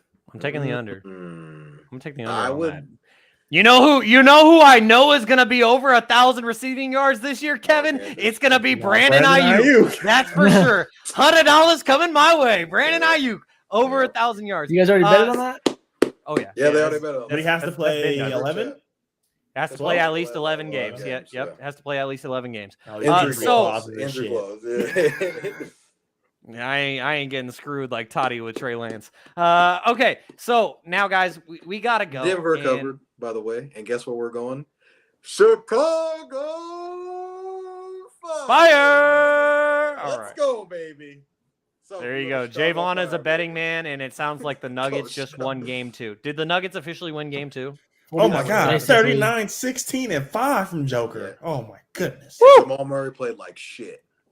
So most of the NBA awards have been revealed. As we covered, De'Aaron Fox won Clutch Player of the Year. My boy, Lauri Markkanen, won Most Improved Player. Malcolm Brogdon won Sixth Man of the Year. Mike Brown, Kings coach, won Coach of the Year. Jaren Jackson Jr. won Defensive Player of the Year. And Paolo Banchero won Rookie of the Year. Kevin, so Paolo wins Rookie of the Year. The one, besides all NBA teams, the one award that has not been revealed yet is Most Valuable Player. Right now, we saw one of the candidates tonight, Joel Embiid, did not play. Nikola Jokic, he had, what'd you say, 39, 16, and 7? That's pretty damn good. So, Kevin, I know you've been itching to talk about these NBA awards. So, before we get out of here, who do you think is going to officially win the MVP award and why? I think it's going to have to be Joel Embiid. I think he's really taking that next step. I think once he gets back and gets healthy, it's going to be shown. He hasn't had a healthy run since the bubble, so I think this is all going to come together. I know it's not a regular or a postseason award, but I definitely think Joel Embiid has been the best player in basketball this year. Okay, just real quickly, Jaevon, you got Joel Embiid winning the MVP award as well? You said best player basketball. Yeah, I think Joel is probably going to win it. It was closer to, just at the end of the regular season, he was kind of going crazy, putting up insane numbers. So, like I said, it's a regular season award, but if it were going off of, recency bias and how they kind of linger into the first round, second round.